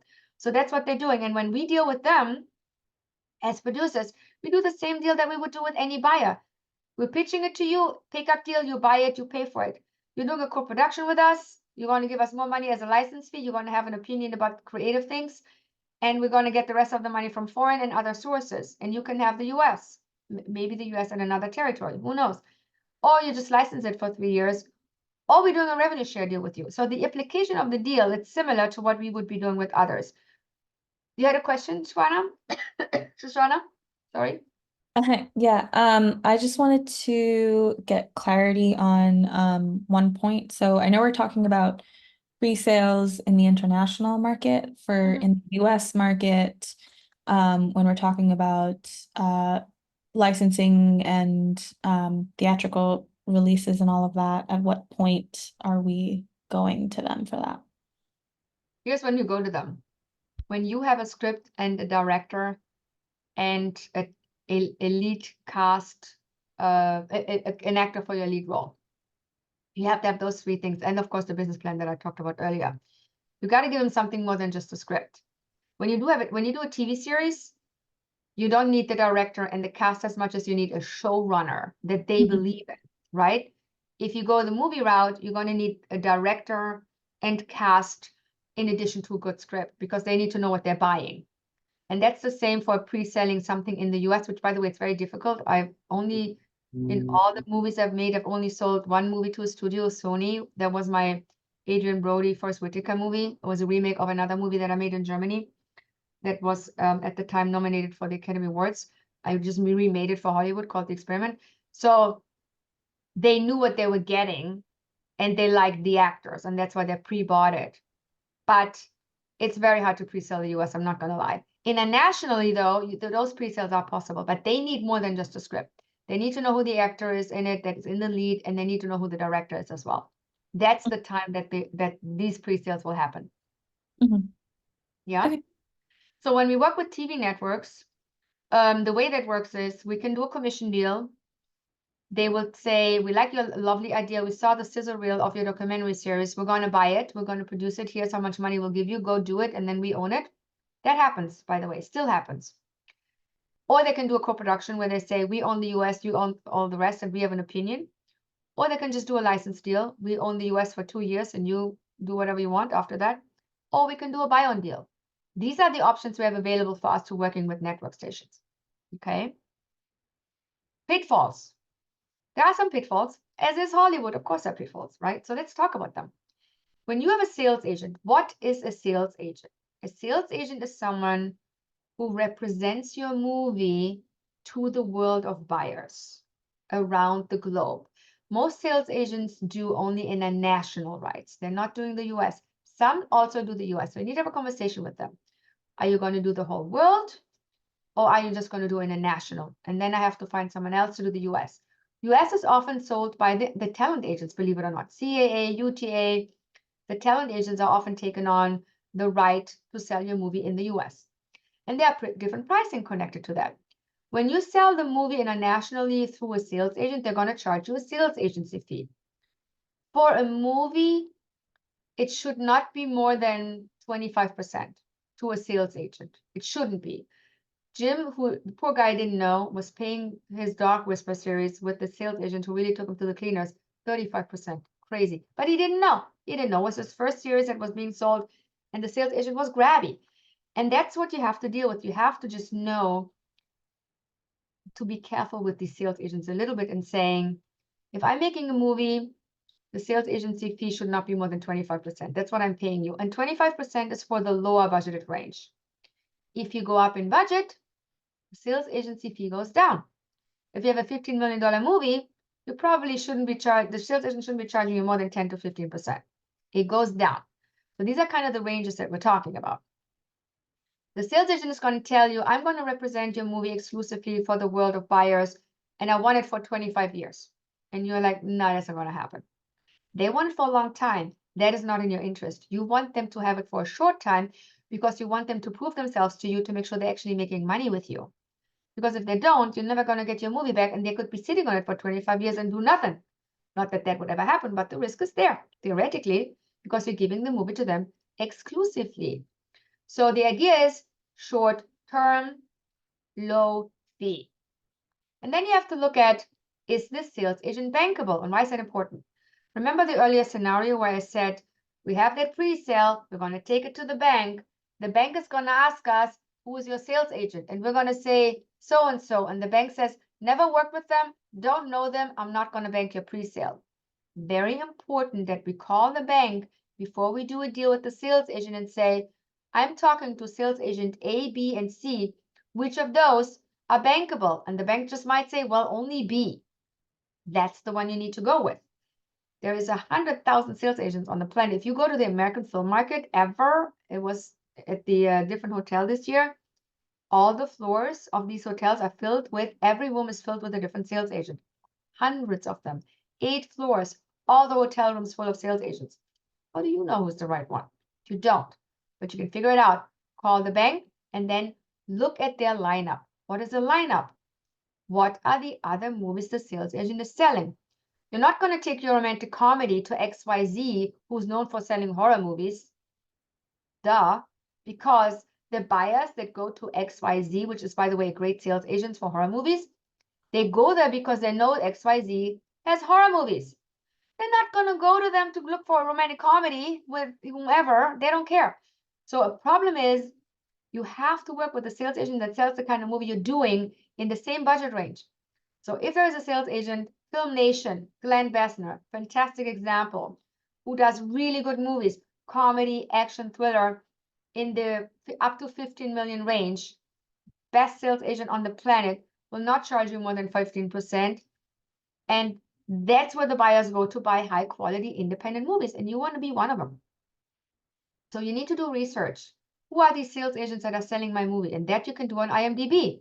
Go on IMDb, look who the sales agents are, and see what else they're selling and pick from there. That's who you're selecting, because you want to know, you need to know that the buyers that go to these film markets, they don't have time. They're not going to go there. They're going to go targeted to the people that sell what they are looking for. So you need to know that they're going to look at your movie because they're going to the right place. And then also, you don't want to work with the sales agent who goes to the film market at the Cannes Film Festival with 25 new titles, yours being one of them. No, you want them to have maybe 8 new titles at that market, maybe 5, yours being one of them. Much better, because the agent that is actually selling and pitching your movie to a buyer all day long only has 30 minutes to do that. You think they're going to mention 25 movies in 30 minutes? I don't think so. They're going to just pick and choose. So they're going to pick the ones that they feel they can make the most money with, and maybe yours is not one of them. Yours needs to be one of them. They want to be pitching yours as one of the 5 that are the new movies that they're announcing for this very market. So lineup, small, right ones. What is a distributor? Sales agents sometimes come to you and say, I'm going to be a distributor. And you're like, okay. So given that a distributor is someone who releases the movie in a territory and pays me a license fee, because that's really the buyer. Last I checked, sales agents are not a network station, a studio, or a streaming platform, which is what a distributor is defined as. And unless they're giving you money up front, like what these other people do, these other distributors, why would you have them be a distributor? The reason why you don't want this is distributors have more rights. You lose control. The only time you want the sales agent to be a distributor is if they pay you something up front. Then you can say, okay, we can have a distributor conversation. So the sales agent becomes a distributor if they give you an advance, if they give you an upfront payment that they actually pay to you for the privilege of selling your movie around the world. Then they can call themselves a distributor. But other than that, they're a sales agent. The agency function is they're representing you. The movie is represented on your behalf. The distributor function is it's a distributor's movie that they're now selling. You have less control, and you don't want that unless they're paying you something. So that's the difference between the two. So when we go to talk about how does this all make us money? How is this part of a finance plan? How does it all work? Here's how it works. That sales agent that I mentioned earlier that is the right sales agent for romantic comedies, because you're making a $6 million romantic comedy with, I don't know, name an actor. No, I can't think of anyone. I need more coffee. You're talking to the right sales agent, right? That sales agent says to you, you're thinking of making this movie for $10 million because you're like, I need to make it for $10 million because my line producer who did the budget based on the script says I need $10 million. And then the sales agent is going to say, okay, who's the director? And you say, so-and-so. And you're, okay, who do you think is going to be in it? Who are you envisioning to be in the lead roles? And you say, my brother and his cousin. And the sales agent is going to be like, what? You want to make a $10 million movie with 2 people I've never heard of? That's a no-go. So the sales agent is an important source for information.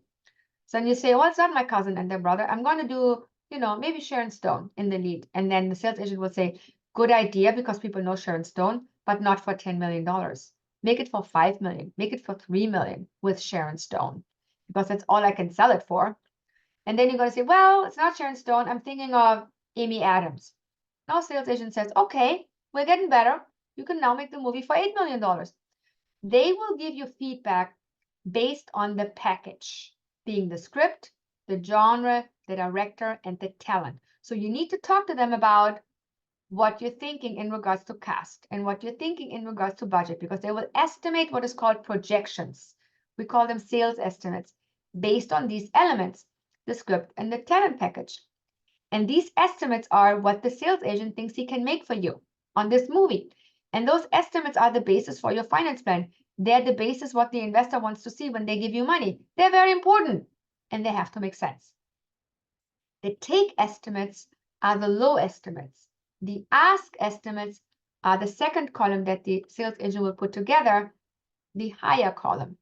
The sales agent will ask the distributor to pay this license amount, but they will never sell the rights for less than the take price that is just between you and the sales agent. No one's going to know about the take price. It's just a worst-case scenario that you and the bank look at and the investor will look at in case things go sideways. But the ask price is what they're going to present in the marketplace to say to Konstantin Film in Germany, if you want to buy my $10 million movie, you better pay me $1.2 million for the German rights for 5 years. They're going to ask for that. The take number in the budget is probably going to be more like $1 million or 800, but the German buyer doesn't know it. So the negotiation takes place, right? And maybe in the end of the day, the price that Germany will pay will be somewhere between the take and the ask. That's okay. as long as it's not lower than the take. We're in good shape. If it is lower than the take, and the sales agent comes back to you and says, guess what? I have to think about these numbers because I'm at the market in Cannes. I'm getting offers for these rights from the different buyers from the different countries, and they're all below my take number. What that means is he priced the movie too high and the buyers are not responding, in which case the numbers have to be redone. They have to be reduced. You will take the offers you have and you have to reduce your budget. That's the effect that will happen then. And this can all happen, but you have to react. Information from the marketplace is important, not just about, am I selling my movie to anyone? It's also about how much money am I getting for these pre-sales? And are they actually corresponding with my projections, with my sales estimates? So that's the important role the sales agent has early on. They will give you projections called sales estimates, where the take number drives your finance plan. That's important. And the pre-sales will be used to verify the market, and they're better correspond with the sales estimates. The sales are basically distribution agreements that are concluded after the movie is finished. And the unsold rights. What are unsold rights? Let me give you an example. I think I have estimates here. So here's an example for, sales estimates. I think you have that on there. So we have a movie here that's $7.5 million. The take price for this movie was estimated to be 5.6 million for international and 2.6 million roughly from the US. So about 75% was projected to come out of the international market in the worst case scenario, and 35% of the budget was projected to come out of the US. This is just an estimate. So if we then go and we pre-sale some of these territories, we pre-sale, let's say, Australia for 187,500. We pre-sell the United Kingdom for 450. We're pre-selling France for 450. So we're generating some pre-sales, and they all match the take numbers. We're not super happy because we're just getting the take numbers, but that's okay. We're doing some pre-sales. Those territories, when we make pre-sales, they will be taken out, of course, of this estimate sheet because we're selling them. So now they're no longer available to be sold. We already pre-sold them. What we're left with is the unsold rights. So the unsold rights is the sales estimates minus the pre-sales. And why are they important? This is your collateral, your rights bucket that is available for the equity investor to recoup from. That's why that's important. It is also important because the bank will actually give you money for this too. They give you a loan, not just based on the pre-sales. They'll also give you a loan based on the rights that you can still sell. Depending on the bank, the loan would look differently. But this collateral, the unsold rights, is what they will look at to give you that kind of loan. Is that understandable so far? Or am I going too fast? Let me know, interrupt me when you have questions. So when we look at from estimates to funding, what the steps are, we're looking at the sales estimates as the driving force for our finance plan. We're looking at the pre-sales as a portion to cover our budget with, and also the thing to verify the market demands and to verify our sales estimates. We're looking at the unsold rights as the collateral we can offer to our investor to make money from, and to the bank to give us a loan for. So that's how we structure the basic finance plan. And here's what that looks like. Here's what you want. In the ideal world of things, we want to see that our sales agent will give us about 70 to 75% of the budget coming back from international, ideally. And movies that are commercial, have a strong director, and have a strong A-B+ cast in a lead role will hit this number. You're not going to hit it with a script that's semi-okay and a cast that may or may not be known. You're not going to get that number. But this is what you want. You want to do a movie that's commercially viable. You need to have a cast element that we know of, and we need to have a strong team. So the script has to be good, the director has to know what they're doing, and the lead in the movie has to be someone we've heard of. Then the sales agent would say, I think I can get you between 70 to 75% on the low end. And I think when the movie's done, I can get probably around 20 to 35% on the low end for the US. These are numbers I have generated on pretty much all my movies. So that's why I can name them here. And I know that other people would say, yeah, I think so. But that's because their projects aren't strong enough. And that's because they're not looking what the market needs, because the market needs content and they do pay for content. They might not pay what we always want, but they do pay. And we can hit these numbers with the right piece of content. And what happens is if you have the right piece of content, you will have more people than just one distributor coming and bidding and saying, I want this movie. And then another distributor from Germany comes and says, I want this movie. And another distributor from Germany comes, I want this movie. They need content constantly, and they're going to focus on what makes sense in their marketplace. And what makes sense in their marketplace is a commercial film. That easy. So we want to be commercial. We want to ideally do about a third of the budget in pre-sales if we can. The bank loan for the unsold rights is probably not going to be more than 20% of the budget. That's just the maximum the bank will give us for the unsold rights. And now let's talk about money that we don't have to pay back, and we'll get into that in the next module in 3 weeks, actually. But you have heard of the production incentives, of course, where you shoot in certain areas where they pay you because you shoot there. So it's money that the state or the country gives you because you go and shoot the movie there. That money is not to be repaid. There is no repayment happening. However, when I go and shoot my movie in New York, where I think at the time I had a 25% incentive, I go to the film commission in New York and say, here's my budget. How much money will you give me? And they look at the budget and they say, okay, this expense applies, this expense doesn't apply, this doesn't apply. So they give me a letter saying, if you shoot it here under this budget, here's how much money New York will give you. You take that lender to a bank, that letter to a bank or a lender, a specified lender for incentives, and they'll give you a loan for this. Beautiful thing. So now you can use this incentive that should be at least around 20%, and most territories have that as a part of your finance plan because you're getting a loan for it. So when the movie's finished, you give all the expenses to the film board, and they then pay not you, but your lender back. That's how that works, and that's fine. And so the equity in this scenario would be around a third of the budget. And that is a very healthy place for the equity to be in. For you, that means you don't have to raise 10 million in equity. You raise 3.5 million in equity to still get your movie made. Very big difference and much more interesting for the investor. So here's the finance plan of a $10 million movie. Very basic, very simple, because we're just starting out. Very, very, very simple. We have a $10 million movie. The valuation shows that our sales agent says, I can give you 75% of this movie out of the international market.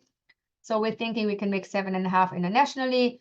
The sales agent says, I think I can make 35% from the US. So we're getting 3.5 from the US. And we're really only looking at $1 million revenues for a $10 million movie, worst case scenario. It's not a lot of money. So we're keeping it very much on the conservative side because this is what the investor would look at. So then we're going to do the finance plan. And then the finance plan would be, we're going to do pre-sales to certain territories, and we're going to just sell 3.5 million in pre-sales, some to Germany, some to England. We do a sale to France, we do some sales.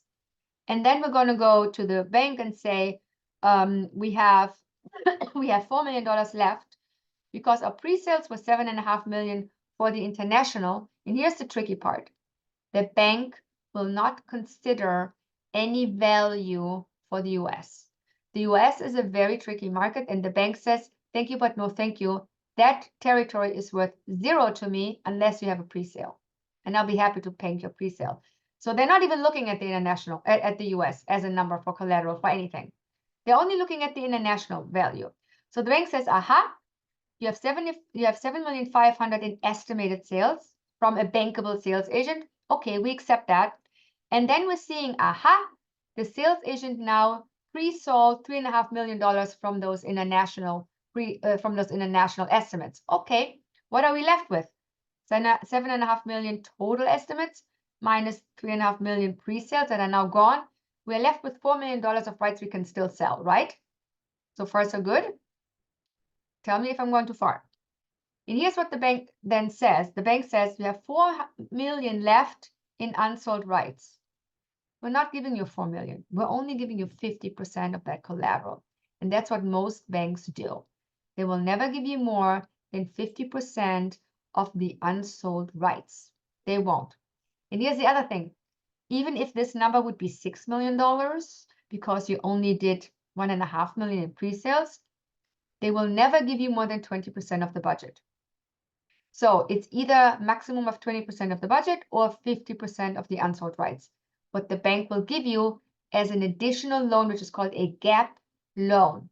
So the bank will give you a loan for the pre-sales, which is the pre-sale loan, and they give you a loan for the gap, which is the unsold rights divided by 2, 50% of the collateral. So in this case, the bank will basically give us $5.5 million, right, for the pre-sales and the gap loan.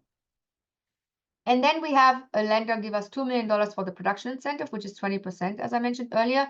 And then the equity investor in this case is only 25%, 2.5. In reality, these numbers go down because there are fees involved and interest rates and stuff, which we'll talk about when we dive into financing a little deeper. I wanted to keep this very simple for you just to see these are the pieces. And then, so we're covering our budget for $10 million from these sources, the bank loan, the production incentive loan, and the equity. And now we have to pay people back.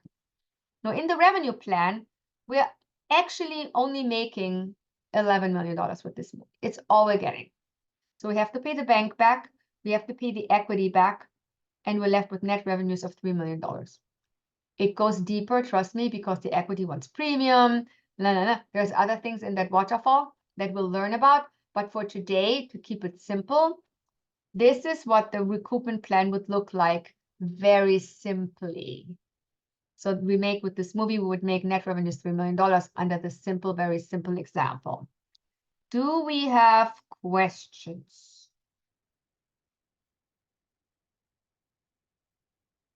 Anyone? No questions? I have just a question.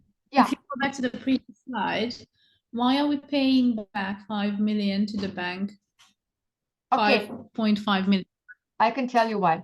The pre-sales that we made on this film, the pre-sale distribution agreements that we made of 3.5 million, we take those distribution agreements to the bank and they will give us a loan for it.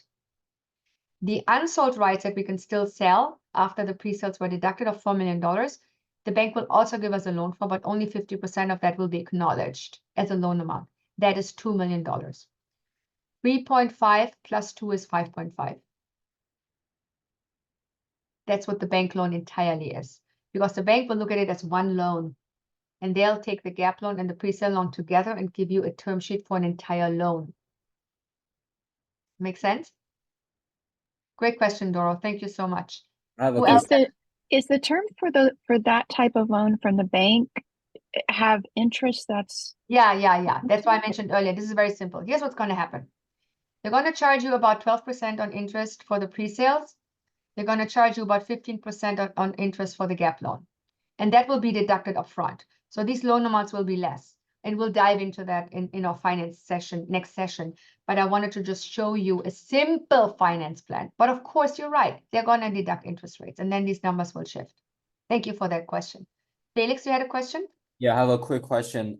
Back to very early of the PowerPoint, when you talk about the film finance, it's kind of like the for the business part, it's kind of like the startup, which I believe the same philosophy. But when you talk about the finance plan, it's all based on a fixed budget, right? Like all the terms are based on, okay, the line producer gave me the budget of 10 mil or 15 mil. But in a startup scenario, I feel like at the pre-production or at the very early stage development stage, I don't have nothing, but I have people believe in my project, and the actual cost would be like 10 mil, but the people putting the money early should worth more than the people like after I get all the pre-sale, all the securities already. So I feel like the race for the A round, B round, C round kind of follows. I know what you're saying, Felix, and there is something like that in our industry too. Yeah. And we will dive into that in a later class, but I want to answer your question still. There is something called the development investor. The development investor is basically our angel investor who gives us money early, right? They have a different deal. They make money earlier. They make money in the waterfall literally when we're starting the movie right away.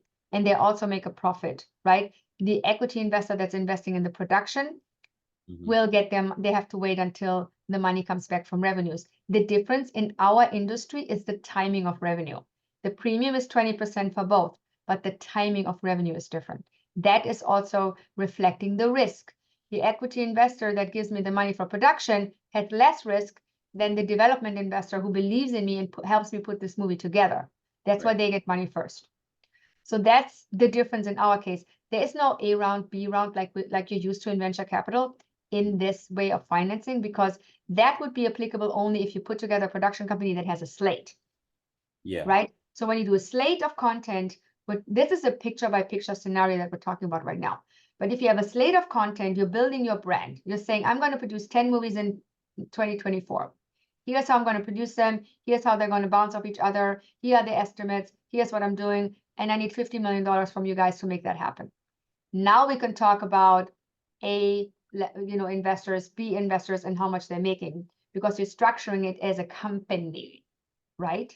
Right. That would be the difference. Yeah, if kind of a follow-up question. So from just if we just talk about one specific project, like say a feature film, from the development stage, from the idea to the premiere, I feel like it's the same, also follows a company, from an idea to, go public. So when you mentioned about the development fund, they get their recoup back from the first day of the principal of photography. Is that like just the only time that we can like share revenue, or like? Yeah, because you're gonna, the only time you can share revenue with anyone is when you're bonding the movie, when you're showing the movie. So the final budget is going to be, when we start this business plan, everyone understands this is an estimated number. Yeah. The budget I'm estimating to be $10 million. It's probably going to be $9,787.32 by the time the bond company is done with it, right? That is this, we call that the strike price, the insured price of the bond company making this movie and showing this movie for us. We don't know that number, and the equity investor doesn't really care. They just want to know what is the overall range. We're giving them a range. So in this scenario, we're saying we're going to make this movie for no more than 10 million. It's probably going to be around that number. That's what we're telling them. That's what the finance plan is based on. They understand, investors that work in this, they understand that this slightly might shift depending on what the insurance company will do with our movie when they insure a movie. So when the insurance company insures a movie, they're insuring it based on the budget and the delivery date, meaning the shooting schedule, right? So they look at everything. Because if we do something wrong, if we go over budget or we delay, the insurance company pays for that. That's an insurance that the investor wants. And he wants to see our movie insured because he doesn't want us to take the money, the $10 million, and buy a house in Fiji. They want the movie to be insured by a production company that takes care of everything. So that's a requirement investors wants and bank wants. So, okay, now if something goes wrong, they pay for it. But they're also going to look very closely how much they want this budget to be covered in case we do something wrong. So that's why the $10 million is just an estimate. And it could be $11,275.36 at the end of the day. We will adjust the finance plan accordingly at closing. Closing is the day the insurance company is issued, which is the day money is released to us, based on a completion bond approved production schedule. And that production cash flow schedule includes the 20% payment plus the investment of this angel investor to be released on the day of closing, the first day of principal photography in most cases. Does that make sense, Felix? Yeah, thanks. Copy that. Okay, great. All right. That's it for now. If you don't have more questions, I am planning in seeing you guys in 2 weeks as it stands up right now, but I will definitely confirm this over the next 2 weeks. And if you have any questions, please reach out via email and let me know anything I can help with. Okay? If we don't have questions, let me know if there's anything in the chat here. No, people are saying, Jeanette, you're taking way too long. I'm out of here. And they're right.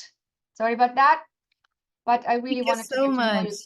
I wanted to get to know you guys. So I'm sorry I took a little longer. Normally I'm done at 12. I wish you guys all the best for the weekend. See you in 2 weeks. I'll let you know for sure. Thank you. Bye. Thanks. Bye.